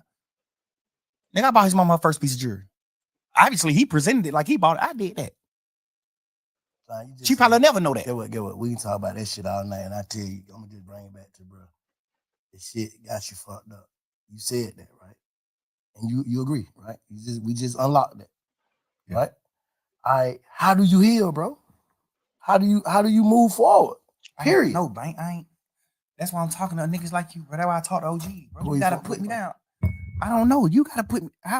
Somebody tell me what I can do. Like, bro, I'm just telling you. With the stick. I'm telling you my. I was girl. How you heal then? I healed it, but like that with soap and water. Soap and water ain't gonna heal this shit, man. Yeah. Guess what? You more in touch with your feelings because you're an older man. You more in touch with how life is. You done been my age before. I ain't been your age. Shit. So you could tell me if you know. Tell me ways I can heal. I don't know, nigga. I'm telling you my perspective. I'm telling you why I'm fucked up. I'm telling you why I can't go forward. Not why I can't go forward. I can go forward. I'm telling you why I haven't went forward. First step is knowing what you just said. First step is knowing. I ain't never know till the day, bro. Till I talk to you, bro. First step is knowing. The second step is goddamn knowing that you know. Goddamn, I don't know. You just gotta, man. Shit, you got it, bro. Whatever, man. Like everybody, man. Niggas just gotta move forward with their life, man. Make sure this shit don't turn into nothing else. That's all I'm saying. With whoever on the internet, talking the internet, you and Gunna, I feel like y'all need to have a conversation. That's just how I feel. So have you ever been betrayed by one of your friends? Yes. So bad to where you can't talk to him no more? Don't lie. Yes. But I still, if I see a nigga mama or something, tell my brother I say I love him. Because I do. I understand I can't turn my heart off. That's another. I ain't finna say nothing about you. I ain't finna nothing because I already know what it gonna lead to. We keep going back and forth, then that shit gonna lead to something else. That's another thing on respect. A nigga ain't contact my mama. When you did what's wrong in that courtroom, you ain't get out of jail and run to my mama immediately. You ran to your mama, who I take care of. You ain't ran to my mama, who you ain't never did nothing in the world for. Nothing. You ain't pull up on my mama and say, hey, I know bro going through some shit here. Bro, bro sent money these niggas sent money to help me pay for my lawyer. Wham sent the money, all that. That's why Wham hurt. Like, these niggas, they talk to Wham. I ain't talk to them. These niggas held conversation with Wham. Wham told them, man, hell no, nigga, what? Never. Don't never do that. Boy, if your ass get 100 years on that bunk, nigga, we gonna take care of your mama and your family forever. And nigga know Wham mean what he say. He stand on his business. Home, a real one. These niggas held conversations with Wham. And Wham told these niggas, what? No, sir. No, you can't do that. Nigga, what? That's the worst. No. Nigga ain't pull up on my mama, bro. Nigga, I done held conversation with my mama. And get what my mama said. Man, fuck these niggas ain't, cause she an old lady, so she don't even care about no nigga ratting and doing all that. She an old ass lady. My mama get on the phone and she say shit like, man, them niggas ain't pulled up on me. Ain't none of them niggas came to see me. Guess what? Wham done pulled up, gave my mama bags, dunchos. Pluto done gave my mama dunchos. Cash, XO Cash, done pulled up several times, gave my mama duncho. That nigga probably gave my mama 300,000-400,000, boy. Like gaffers, 50, 60, 100, 120. Whatever he have on him, he'll just pull up on my mama, just a hug and kiss her. And whatever he got on him, he just give it to her. Here, it might be 36,000. Here, mama, dude. Bro, you ain't even put up on my mama. And that's why I say you not a man, because you ain't even ever told your mama all the shit I done did for her. Your mama think you the real nigga. Your mama think you taking care of. You ain't never even told your mama, man, Slime did this shit. Because guess what? you're not a man to me. You living your life according to your rap career. Hell no. The only regret I have is ever in my life messing with them niggas. Ever. I probably had better judgment with who I take with me, bro. But these niggas fuck nigga whole shit up, but I can't function, bro. I'm telling you, bro, I'm fucked up, bro. Like, ain't even about none of this interrogation. All that shit petty shit. I ain't never tripping on that. When I got on the phone with you the other day, what I said? Hey, bro, I did what wrong? And you said, man, you ain't do nothing wrong. The only thing you did wrong was even talking to them. Before sending somebody to jail or telling on somebody, you ain't do none of that. Because that's what I care about. I care about that. I'm a man. I honor niggas who I love. I respect. I honor that. I honor that. Nigga, you ain't even told your mama and your daddy and your brother them that I was the one who helped you do all the shit for them you did. Not saying you wouldn't have did it, but you wasn't able to do it at the moment you needed to be done. I did it. But how you know he ain't You tell never tell them them that. though? How you know that though? How I you know fuck with that? Weekend. I look at that nigga like a big bro. To a certain extent, we ain't never just like hung out like that. But or something. You know, I fuck you with don't know Cash. that. Cash, my brother. How you know it? This How you nigga know part of he my told management you? team. Sal a part of my management team. You can't really. You don't never know. I You paid never money for know. your album to go number one. You never You not bigger than no fucking Weekend, nigga. I paid money for your album to go number one. The thing I don't respect about Elle is she ain't tell you that. She on the phone with you in jail saying, man, take your plea, gone. Fuck these niggas. Ain't none of y'all real. Ain't none of y'all gonna just say, damn. You can't say that she said that. Who? You can't just say he told some of our friends that Elle was part of the reason he took his plea. Elle was like, man, shit, bro. You gotta focus on your career. You gotta, I'm telling you. And she said she was saying it to the degree of like, she know how to play the game. You know, she came up on the Pluto. She know how to play the game. But she was telling him like, shit, if you want to help Slime, you need to get out. So you can help Slime. What made me know that was some cap is when you got out of jail, you didn't help Slime at all. When you got out of jail, you didn't help Slime at all. Savage sent money to Thug. Wham sent money to Thug. Pluto sent money to Thug. Cash sent money to Thug. Drake sent crazy bankroll to Thug. Gunna didn't send no bankroll to Thug. Gunna didn't pull up on Thug mama. That boy sent them. Gunna didn't pull up on Thug family. Gunna didn't pull up on Dolly. Gunna didn't pull up on nobody that has nothing to do with Thug. So it's no way possible you think that Elle was serious when she said you got to get out so you can help Thug. Man, you ain't get out and do nothing to help me at all. You do an interview and say, I'm providing. How? What the fuck you providing it? What you talking about? Why you ain't put up on my mama gave them nothing? I'm so solid, right? That nigga signed to me right now. I'm so solid. I still ain't never took $1 from him right now, and he signed to me. Ever. I still took $1. Like I still ain't collected none of my money that he owed me. Right now to this day. Never. Still. Ask him. Never. Man, that shit might be goddamn floating in the wind somewhere. I ain't even stunned looking for it. I feel like that's not godly. That's not a godly gift. I feel like the devil get gifts too. I feel like that ain't a God gift. That ain't a gift God want me to have. I don't want it. I don't want that shit. Fuck it. I'd rather die and then the lawyers figure that shit out. Oh, he made these little 3-4 million off of Gunna music. Get this shit to a kid. Fuck that. I ain't even, bro. I'm so fucked up about that shit, bro. I'm so much of a real nigga. I still can't even be no fuck nigga.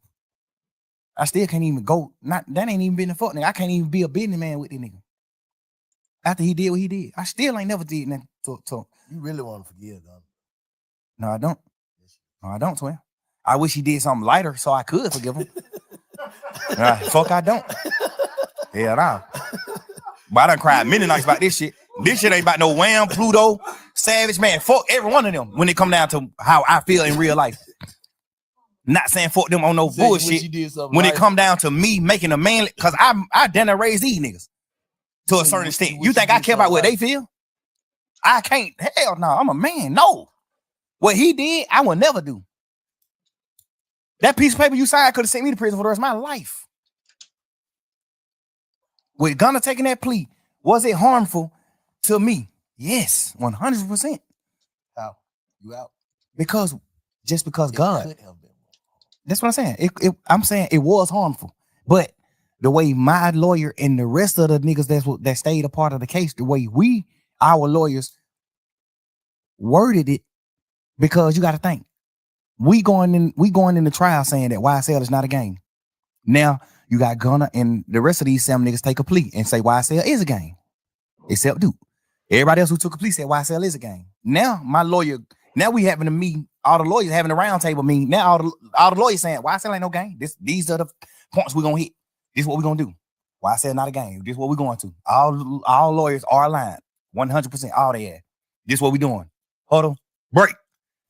Now this nigga take a plea and say it is a gang. Now these 7 niggas take a plea and say it is a gang. Now they going back into the drawing board. Now the lawyer going to the drawing board like, well, now we talking to the jurors. First we telling the jurors YSL ain't a gang. Now we going back to the jurors and say, well, some people might say it's a gang, but we ain't a part of that part of it. We a part of the record label part. Hold on. So let me ask you something. One more thing about this. So did y'all see Gunna plea before he took it? Before we knew? Did y'all know?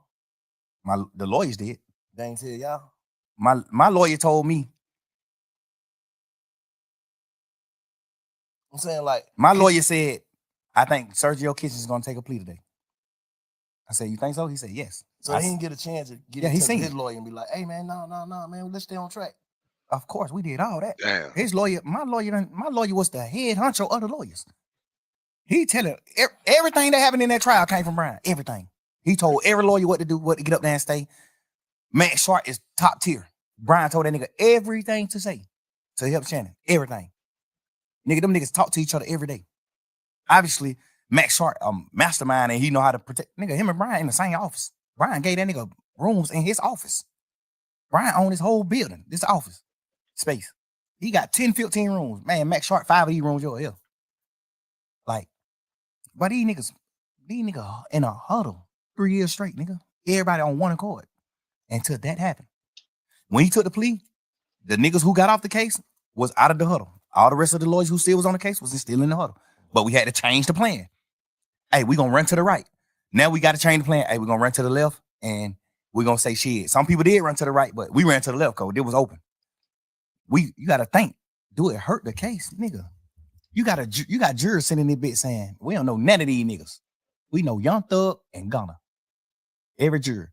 We know these 2 people. These are superstars. Rest of these niggas is nothing. We know these niggas. These is the head honchos. This what the state's saying. The state don't even got to say it. We the 2 richest niggas on the case. The jurors gonna think that anyway. The state don't even got to say it. They would have been better off not even painting that narrative. Because the jurors already thinking that. They was painting the narrative so bad to the point where it made the jurors like, man, now you just talk.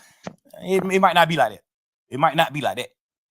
You better off not even speaking on that and just letting the jurors just come up with that themselves. Because they were going to come up with it themselves anyway. If I'm looking at 26 niggas in the room, 28 niggas in the room, and 2 of these nigga millionaires, okay, these the 2 bosses. That's what I'm thinking anyway. But when you take your plea, now it's like we go from YSL not being a gang to, well, my YSL is a gang to certain people, but not to Mr. Williams. Mr. Williams is all about music. What you mean did it hurt the case? I heard somebody do an interview and they asked one of the lawyers, Mr. Weinstein, goddamn, salute to him. I love him. They asked Mr. Weinstein, did Gunna hurt the case? And he was just speaking from what happened after the pleas. Mm-hmm. We was in this courtroom, tearing these motherfuckers, the state ass apart. They couldn't beat us in no way, shape, or form. No way. They wouldn't beat us. So that's why we say what them niggas taking the plea didn't harm the case. We saying that overall it ended up not harming the case. But right at that moment when you take the plea, yes, that harms the case. Nigga, we saying that it's not a game. You taking the plea as the second man in charge. You taking the plea as the second man in charge, and you said it did harm the case. I mean, and you saying that it is a game, that harms the case. Why would an interviewer, why would anybody doing the interview even ask that question? Did it harm the case? Nigga, what the fuck you mean? Yes. I guess the question should be, did it harm the outcome? It ended up not harming the case because of the masterminding of the rest of the lawyers as the court case, as the trial went on. So basically, in your mind, you feel like this nigga got out of jail feeling like, man, this nigga, he gone. Overly. I feel like all of them took a plea in the beginning because they thought we were gone. They thought, nigga, what the hell? What the other reason is? You went from a real nigga, a stepper, a real live street nigga, respected street nigga, to a rat. Cause you thinking Somebody on that hey, little damn, man. All right, twin, I'm gonna hit you back. I love you, bro. I'm doing an interview.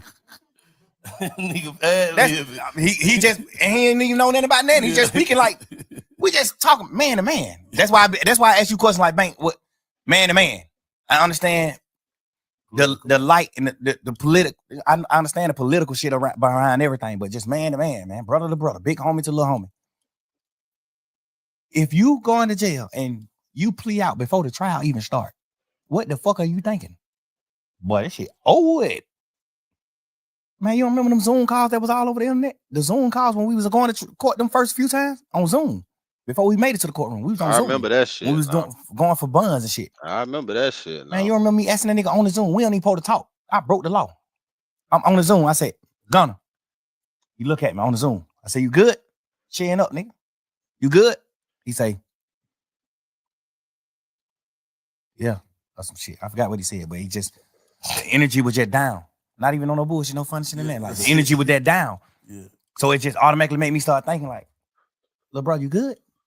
I'm not saying that you know rat. And then at that point, I'm just like, nigga, what you going through? You good? And that's why, cause I'm a big brother to these niggas. So that's why I do shit like head up when we on these calls. When we in this courtroom, man, head up, chin up. Fuck that, nigga. If we go to prison for the rest of our life, whoop they do. We go to prison, nigga. And we fight to get out this bitch. And we beat these folk. Nah, cause if you really truly and in your heart genuinely felt like that, bro, I ain't stopped this bitch in a minute because I've been in and out, you know what I'm saying? But if you truly and honestly and genuinely felt like that, nigga, you would have took that shit to the door. So like I said before, make that nigga take the stand, make whoever took the plea had to take the stand on you, bro. Because that's how you feel. Like YSL is a label, not a game. We don't fit the criteria, like you said, in the game book of a game. You supposed to took that shit to the door. If you truly, honestly, and genuinely feel like how the fuck you talking right here. What they do? We beat them. We go forward. You know what to do though, because now you're on probation. You're on the 25-8 supervision and surveillance. That's how I go. But can a nigga feel like shit? Well, it was still a nigga left on the case, and you took your plea. Yeah, but my plea didn't say my plea couldn't harm nobody. You see what I'm saying? Yeah. My plea. Break it down for us, man. My plea. I ain't say YSL with no gang in my plea. I ain't say nothing in my plea. That's why I didn't do the plea. The state offered me a plea, and they wanted me to say YSL was a gang. I'm the owner of YSL, the gang, and YSL must end. In the state's plea, they say all this in their plea. I told them I'm not doing that. So they wanted me to tell about Nut getting killed. I don't know nothing about that. They want me to tell about Shamel Drinks, the other nigga from their side getting killed, the 3-4 more niggas from their side getting killed. Even they were talking about niggas who got killed from their side that weren't even involved in the case. They just wanted me to tell on that. Like, you gonna tell on all this shit. We know you know about all this shit. I'm telling them, I swear to God, all my freedom. I don't know about none of this shit. Nigga, I'm in the clouds. I really don't know about this shit. Guess what that state ended up saying? We going back and forth. We. Just talking about the plea, the agreement. The plea agreement, weeks and weeks. We never can come to agreement. Guess what the DA say? Fonnie Willis say, well, you don't got to speak on none of this shit. You don't got to tell on nobody getting killed. You don't got to tell them on none of that. I take all this shit out of the plea. But you must say YSL is a gang and you the owner of YSL. Man, I'm not doing it. Beat it. Better not do it. Man, nigga, YSL not a gang to me. You better not do it. Beat it. Can't. I don't give a fuck. No freedom in the world can make me do that. No. Guess what Brian say? Shit, I ain't gonna do the plea. Fuck it, let's go on finish trial. Say less. The next day, he come to me with a plan. He say, you ever heard of a goddamn non-negotiated plea? I'm like, nah, what's that? He like, well, you don't got to deal with the DA. You deal directly with the judge. That means you get up in front of the judge and you say, you guilty of these crimes. I say, I'm not guilty of that. I'm not in the gang. I'm not guilty of YSL being in the gang, the RICO. I'm not guilty of that, Brian. So I don't want to get up in the courtroom and say I'm guilty of that. Gee, shit. You better That's not true. I don't want to get out of jail that bad, Brian. That's not true. Let's let's finish this trial. And he take it to the door. He ain't gonna do the plea anyway. Brian, like, man, we're gonna beat the sleaze out of that motherfucking ass. I'm just telling you, you can't get convicted of this because it was in your house. So that's why when we did the non-negotiated plea, Brian, when we was talking to the judge, Brian was talking about the charge that I had. And Brian like, hey, we plead nolo to this charge. We plead not guilty to this charge. We plead not guilty to this charge. We plead not guilty to these charges. We'll plead guilty to these charges because these are the shit that they found in his house.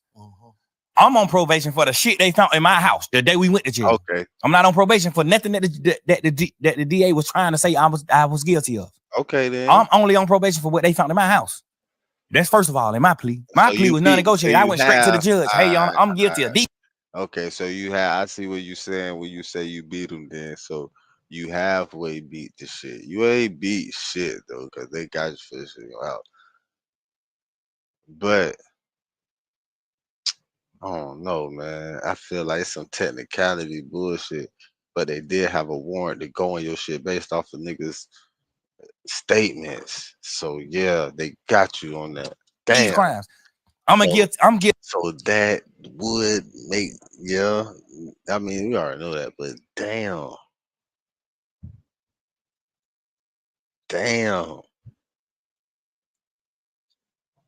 Guilty of having these controlled substances in my house. I'm guilty of having these pills in my house. I'm guilty of having this weed in my house. I'm guilty. And that's the only reason they even got you in the first place, because they got you with the shit in your house. They like, all right, we know we're gonna get it. They're gonna try to pressure you. That's how they try to do you. They get you with something they definitely know they got you on, and then they're gonna try to pressure you with some other bullshit. They're gonna try to trump up some other charges shit just to pressure you. And you're gonna be, you know what I'm saying? If you ain't got the money to fight that shit like these niggas, you might be like, man, fuck, I ain't lawyer be taxing you about a half an hour. Nigga be saying an hour about a motherfucking half an hour. And that shit get deep, bro. You get in your pockets ain't deep. That's when niggas go to taking pleas and trying to goddamn figure and get the fuck on. They're like, what? Man, that shit, boy. To having these guns in my house. I'm guilty of having this serve in my house. That's what I'm guilty of. Rico, being in a violent criminal street gang, YSL, all that shit. I'm not guilty of none of that. I ain't doing that. Guess what the judge said? I agree. I'm gonna find you guilty of this shit that I found in your house. So my plea was a plea that I was gonna end up with anyway.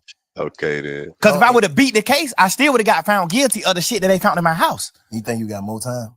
You think you got some jail time if you went all the way through it? Nah, because she ended up Shannon had got found guilty of one of his charges, the having a firearm as a convicted felon. Mm-hmm. So he probably went to jail 10 years for that. Off top, 10 years, and it was a switch. 10 years off top. He got acquitted for everything else, all the murders and shit. He got acquitted, but he got found guilty for that one charge. Cause they gotta find him guilty. That even if the jurors won't, nigga supposed to got 10 at least with the switch. And then you would have convicted felon with a firearm. They could have added another 5. They could have gave you 15 at least. Even if the jurors want to goddamn to say that he innocent, depending on the state. Really. So Shannon kept decided all the way out too. Yeah, that's just the law. But when he got found, when they say you acquitted for everything, but you guilty of this gun charge, we in our mind thinking like, damn, they even to go to prison for the gun. Get what the judge say. You've been through enough. I'm gonna let you out. So I feel like now, if I would have stayed in the trial, I would have got found guilty of the shit that they found in my house, because it ain't no law that tell the jurors they can get around it.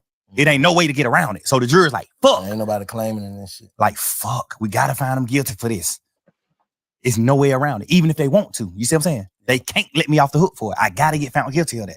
So why the fuck when I not take a plea and get out of jail today or some shit I know 9 times out of 10 I'm gonna get found guilty for anyway? At the end of the trial, I would have got found guilty for the shit in my house. I would have beat everything else. I would have got found guilty for the shit in my house. And she didn't send Shannon to prison. So she probably wouldn't have sent me to prison. She probably would have said the same thing. Like, all right, I'm gonna give you probation for this shit in your house and go on live your life. Cool. I still would have, the same shit I'm on probation for now, I still would have been on probation for at the end of the trial, because it was no loops for the jurors to find me innocent. For that. 100% you get found guilty for that. They can find you, they can say you ain't guilty of it, but it's like them not being real. It's like the jurors just not being real. Like, well, it ain't no way around this shit. This nigga ass is guilty of this. It ain't nothing around it. No law that makes me overstep that. He guilty. So what's your temperature with Lucci right now? Ain't no temperature with him. Man, bro, I pray that nigga get everything he deserves. Everything. I told that nigga, even in the midst of our beef, I told that nigga, bro, I said some bullshit in it too, but I was speaking really from the heart. Really. Bro, I respect everything you do for your mama and your kids. I respect all that shit. If not, I would have been did something to your ass. He been said that. I remember. That's what I tweeted. I said, if I ain't respect what you did for your mama and your kids and how you look out for your family, I would have been did something to your ass. I remember that. I'm just a real nigga. I respect how a nigga treat their family. Like, well, I respect it. He was an active dad in his children's life. Still right now, since he been out, I still be watching him now since he got out. He's still an active father. I respect that. Man, I don't want no harm. I don't want to do that to you, bro. You're a real man to me. Why the fuck would I want to kill a nigga that I think is like me? You're a real man to me, bro. But leave me alone too, though. Well, don't fuck with me neither. Cause if it have to go a certain way, then we got to go a certain way. Like Nipsey said. But that was my way of trying to just tell niggas like, hey, bro, I ain't on that. I ain't on that, bro. I'm living life. I'm doing shit, bro. I'm doing shit in this world for real, bro. Bro. And a nigga, he tweeted me 1,000,000 times. Fuck nigga, you ain't nothing like Tupac. Nigga, you a rat. I mean, you're a goddamn punk. You gay. You wore a dress. You did this. You did that. Woo. He tweeted me probably 20 times in a row. Why you gotta repeat the negative shit he said about you, bro? God damn, man. I tweeted him one time. You just said after he tweeted me 20 times. I said, nigga, if I ain't respect what you did for your mom and your children and how you looked out for your family, I would have been did something to your ass. Man, crazy. If you read that tweet from me, what you'll say? What you'll tell Lucha? Man, leave that nigga alone, bro. Right? Yeah, I say he trolling. Hell no, that ain't trolling. I just said, but I say he trolling, but he don't want to do nothing to you. I say that. Right. He trolling, but he don't want to do nothing to you. I really want to end with that tweet. Yeah. Cause me or him don't got nothing to do with it in real life. Me and him don't got nothing to do with none of the beefs on both sides. Me and him don't got nothing to do with it. He just loved Nut so much. He just asserted himself in the shit. But I thought they were saying about a girl though. Hell no. That shit was trolling. When he said he fucked my girl and all that shit was trolling shit. We were trolling. That's what I'm saying. That's what niggas thinking like. Yeah, nah. Hell no. Whole beef behind. No, sir. This shit is behind Nut. Woody broke in Nut car and stole his jewelry. And I'm saying all this shit because it's all public record. We already done said all this shit on the stand. Him and the DA done said this on the stand. He broke in Nut car and stole Nut jewelry. He didn't know it was Nut car. He seen a peanut chain. He said, oh shit, this nigga Nut chain. He called Nut and said, hey, bro, he ain't put it on himself. He just said, man, some young nigga broke in your car. They brought the jury to me. And Nut like, all right, bring the jury. I ain't tripping. Nut a player. I ain't tripping. Nut, bring the jury to me. Woo. He bring the jury to Nut. Get jury Nut back. I mean, get Nut his jury back and goddamn gone on by their business. Nut ain't tripping. Nut like shit. I got all my shit back. I ain't tripping. But you got niggas who with Nut who like, man, these fuck niggas just played. Let's take it down. So the whole time, me and Nut on the phone every day trying to stop these niggas from beefing. Like, man, bro, we ain't on that, bro. Nut getting money, I'm getting money. Like, nigga, we were hanging out. I turned Nut on to Bird. I brought Nut around Bird because I know Nut best friend, the nigga who they call Birdman from Pink City. I know him from being Nut friend. I don't know. I ain't never seen him though. I probably seen him 2 times in my life, but I know him and Nut used to call themselves Bird and Slim. So when I got on and I met Bird, get what I told Bird in Miami. Man, you got to meet these niggas from the city. They call themselves Bird and Slim. You got to meet these niggas. Like, bro, I'm 100% the most genuine nigga you could think of, bro. I'm telling you. It's a real fact. I wish Nut was living so he could say the same thing. I turned him on to Bird. The pictures when you see Nut on a boat with Bird, I'm here. I'm there. I took the picture. I got Nut phone and took this picture. Man, Nut take the picture with this nigga, but I know y'all look up to this nigga. I told Bird, man, Nut is supposed to be Slim. So you got to wait. The other nigga, Bird, who used to be with Nut, he was in prison still. He was in jail doing some time, doing a bid. So I told Birdman, like, man, you got to meet the nigga Birdman from Atlanta who called himself Birdman. He bald and the nigga tattoos in the head. He really think he Bird. I'm like, he in prison right now, but you got to meet him too. Like, I turned Bird on the Nut. I had Bloody J around Birdman trying to do deals. I turned Bloody J on the Rocco. I've been lit in this town. I made niggas lock in. Me and Bloody J them started off beefing about them saying that Boo was a rat. Boo told on Mo. We ain't never seen that paperwork. Still to this day. They typed up some, you right, they typed up some paperwork one time and it was fake paperwork. The only reason why we knew the paperwork was fake because they misspelled words. Ain't no motherfucking DA office misspelling no word, dumbass nigga. They misspelled prosecution and all type of shit. You saying they made some fake paperwork? But these niggas had some fake paperwork. Saying that Boo told on Mo. Mo told me this. Boo told. I seen Boo get on the phone with Mo myself. I seen Boo on the phone with him myself, witnessed it right there. Boo said, man, these 4 times you said I told on you, Mo. Yo, Mo said, man, I ain't told no nigga that. I ain't told nobody that. I fuck with you, Boo. Man, nigga, every time I see you, we there. Like, hey, I ain't told nobody that. I ain't say nothing about it, but Mo, you told me your damn self that Boo told on you. Man, these nigga ass, all this shit kept. I made these niggas get on the phone. Some paperwork though, that shit kind of different. Yeah. See some paper. What? When you see paperwork, supposed to believe that. When you see paperwork, this paperwork. Yeah, this shit paper. I don't give a fuck how they spelled it. I'm just saying that when a nigga see it, no, because you gotta. Everybody make human mistakes though. No, we gotta know theatrical. Hell no, nigga. Well, when a prosecutor typing up, you can get a new trial for that. If they misspell some words in this paperwork, nigga, you can get a new trial. The fuck you mean? Them folks ain't making no mistake like that. I promise you that. Look at our paperwork. I bet you whatever you think you want to bet ain't no misspelled word in that motherfucker. Nigga, this is the real law. Any mistakes, you can get a new trial. Anything. Nigga, folks ain't making no fucking mistakes. Nigga, you crazy? Especially on those certain words. They are prosecutors. Big bank is motherfucking big facts. How the fuck I'm gonna go for some paperwork and big bank spell big facts wrong? Nigga, what? How the hell the prosecutor gonna spell prosecution wrong? What are you talking about? Nigga, beat it. What are you talking about? And they had more than one misspelled word. They had like 4 or 5 misspelled words on the first piece, on the first sheet. The state of Georgia versus this. That was wrong. That spelling was wrong. Like, man, y'all done made 15 goddamn misspelled word on the first piece of paper. Beat it, man. This ain't real. That shit ain't real. But even if it is, God bless the dead, Boo dead. So what? Even if it is. Even when I figured out, because Mo told me himself that Boo told. So even when I seen Mo, when I heard Mo on the phone with Boo and Mo denied saying that to Boo, I ain't even tell Boo Mo told me that. I ain't even tell Boo, man, he capped. He told me you did. I ain't say nothing of that. Cause I'm just not no messing nigga. I ain't doing that. When I heard Mo tell Boo to my face on the phone from jail, Boo said, "What's up, my boy? What going on, nigga? That Boo." He like, "What's up, my boy? What's up, bitch?" He like, "Man, I'm trying to see what the hell going on in these streets, bro. You know, I fuck with your game, bro. These niggas my goddamn you saying I told on you, bro." That nigga said, "Man, hell no. Well, you know, I fuck with your gang. Every time we see each other, we goddamn greet like players. Well, you know, I ain't said no shit like that, man. Don't let these niggas goddamn woo. I heard him say this out of my own mouth. And I ain't trying to stir no shit up within their crew. Man, all them niggas, man, I respect all gangsters, all real niggas, all niggas that do what they supposed to do. I see Mo take care of family from jail. I respect the boy. I done been on the phone a few times. Even throughout the beef, I done been on the phone with him. Hey, bro, man, I ain't got nothing to do with that shit. Keep that shit away from me. I'm trying to do what I need to do with this rap shit. But I made it out of Cleveland Avenue, nigga. I got 6 motherfucking kids. Nigga, I'm doing what I'm doing. That's why I was fucking with nigga like Bloody J. Nigga like Ola Player. I was fucking with them niggas. I was fucking with Big Nut. I got 5, 6 videos with Birdman with Nut in them. With greeting. Like, nigga, ain't no harm in my blood with Dave's Loaf in they hood. I shot that motherfucker in Pink City. In they projects. Where they hang at right now. I shot that video there. The video of me, Birdman, and goddamn Ralph.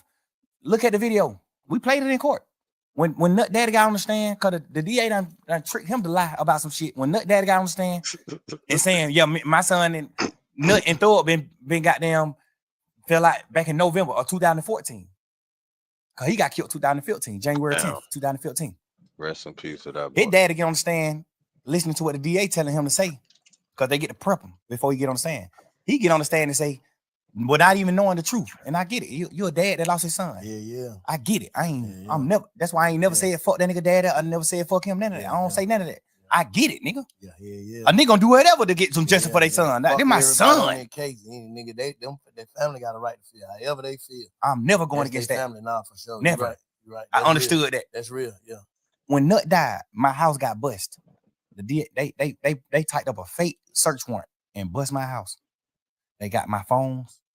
They so fucked up. The DA, the judicial system so fucked up. Seen some shit by they see me and Nut text message in my phone.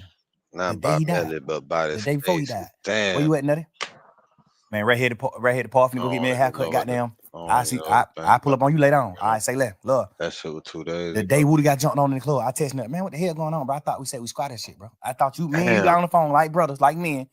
He said, bro, we ain't a part of none of that shit. We telling them niggas stop that shit. We telling them niggas let that shit go. But y'all niggas tripping. That shit ain't about nothing. Like y'all nigga really ain't spoke about nothing.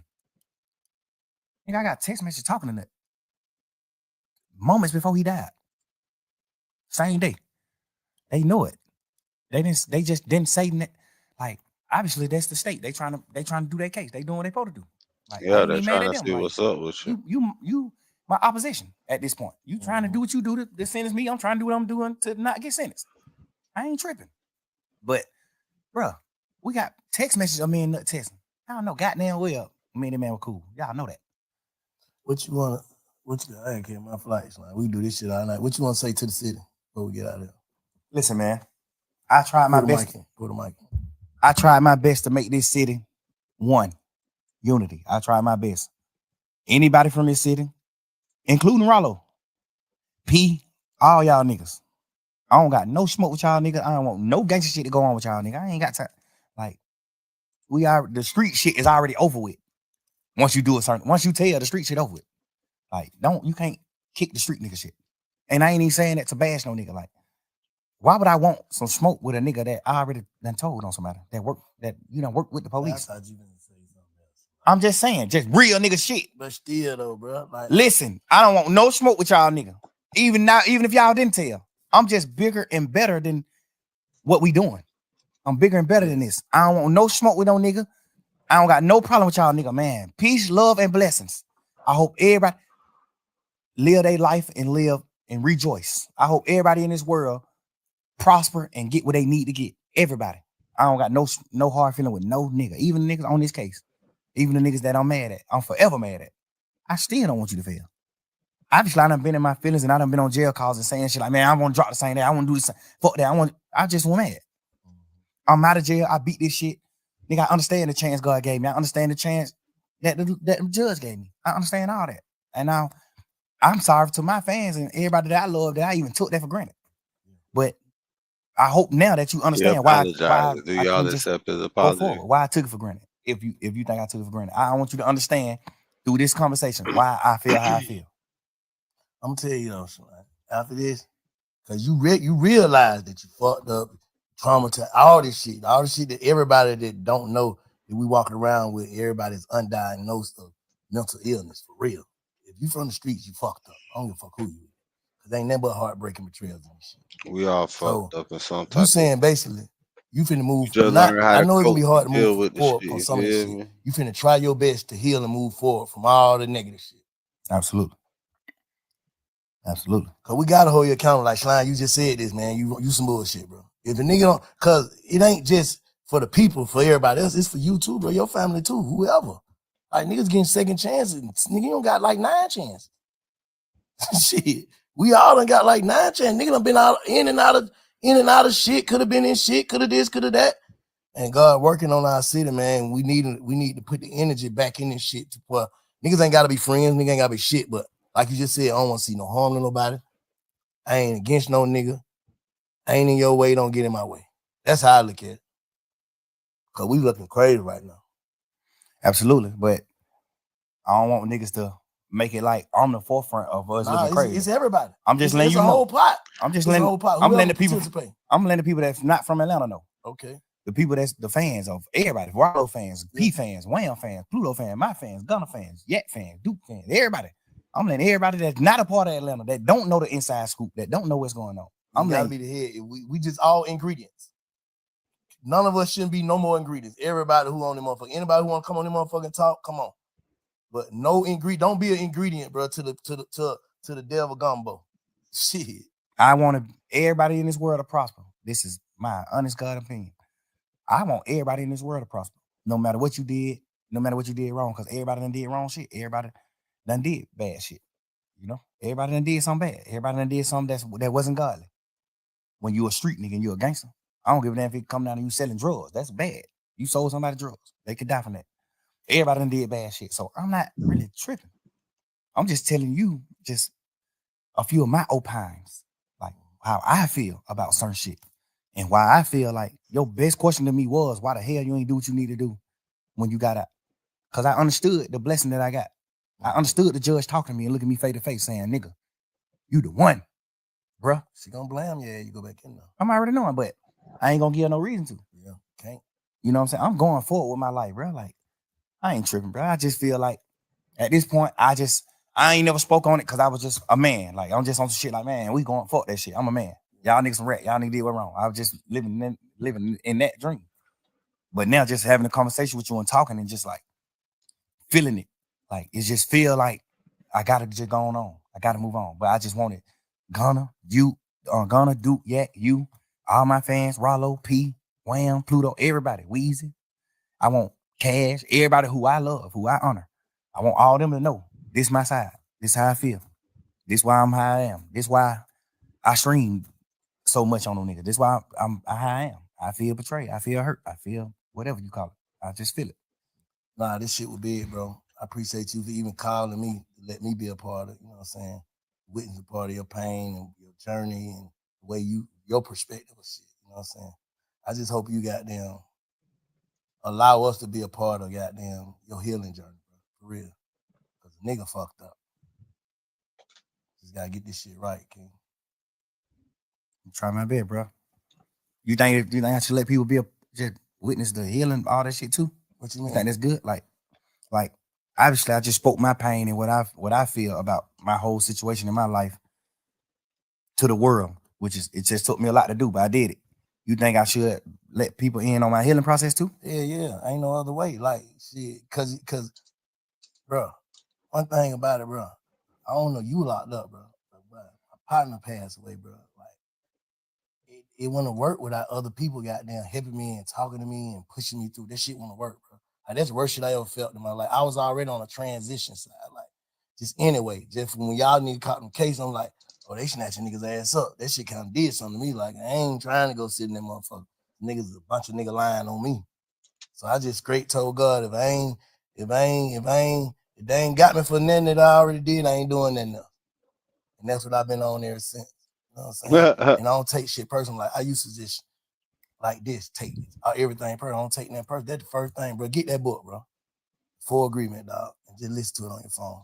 Whenever you ride to the studio, Full Agreement gonna show you, but you can't take shit personal. Have you ever read the fifth agreement? Don't take Nah. shit personal. Read the fifth one. You read the 4 already too? Yeah. Okay, but shit, you got that motherfucker the truth, bro. Oh, definitely. Nah, but you gotta allow people to goddamn be a see part the growth, because you see the growth and be a part of it, because you allow us to see all the other shit. That's a fact. Appreciate you, bro. Appreciate you. Pull up on you. Hey, y'all go tap into the Big Fat Network, man. Follow us on Big Fat Network. Appreciate y'all pulling up. Shout out Jade. Shout out Stream. Jade and Stream was them. Love for life. You see that? You see an accident. This is the worst day of my life. But what you don't see is that in every crash, there's medical bills, repairs, time off of work. Not helping. Look again. All right, that's it for that. It's a wrap. Real nigga reactions. Shit. 2K26 up. You know I'm on that. You know what I'm saying? I'm on the photo, man. You know what I'm saying? I'm chilling. You feel me? I'm way on PS4 version, nigga. Fuck the 5. You feel me? Throw your foes up. Throw the foes up, nigga. Throw your foes up. Throw the foes up, nigga. 2-6 on the phone, nigga. Know what's up. 2-6 on the phone, nigga. Know what's up. Yeah, 2K 2-6 on the phone, nigga. Know what's up. Yeah, I'm logging in right now. Real nigga reactions is up, nigga. It's over with. It's a wrap, nigga. You know that, nigga. You know what happened, nigga. You know I trap, nigga. Hustlers on a mission that day. We in a lit house. Whatever you do, make sure you keep the light within you shining bright. You feel me? Fuck that shade. Get paid. And that's every single day. Hustlers out on a mission every day. Home Mink TV. Dividendsapparel.com. Yeah, whatever you do, make sure you do it capital. And I am capital. Create a positive impact today and later.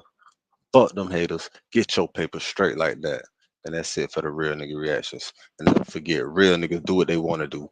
Bitch niggas do what they can. Whole ass niggas gonna talk about it. And fuck niggas gonna hate regardless. I promise you that. So do your shit to the fullest, nigga. Fuck what they think. I don't give a fuck what they think. And you shouldn't either, nigga. Straight like that. And matter of fact, I fucked up a little bit because this is a new little setup. So I'm gonna just go ahead and add this. And now it's over with. Take a shot for y'all. Take a shot for that stream. Shout out Bank. Shout out the interview. Shout out the nigga poured his heart out, shed some tears. He laid it all out there for everybody. You know what I'm saying? He owned up to his shit like a man. Hey, he said he knew what was wrong when he even when the man said something. He understood everything. You see the pain, miss his partners. It's just fucked up situation. How everything got him. Want to take a shot for that, boy?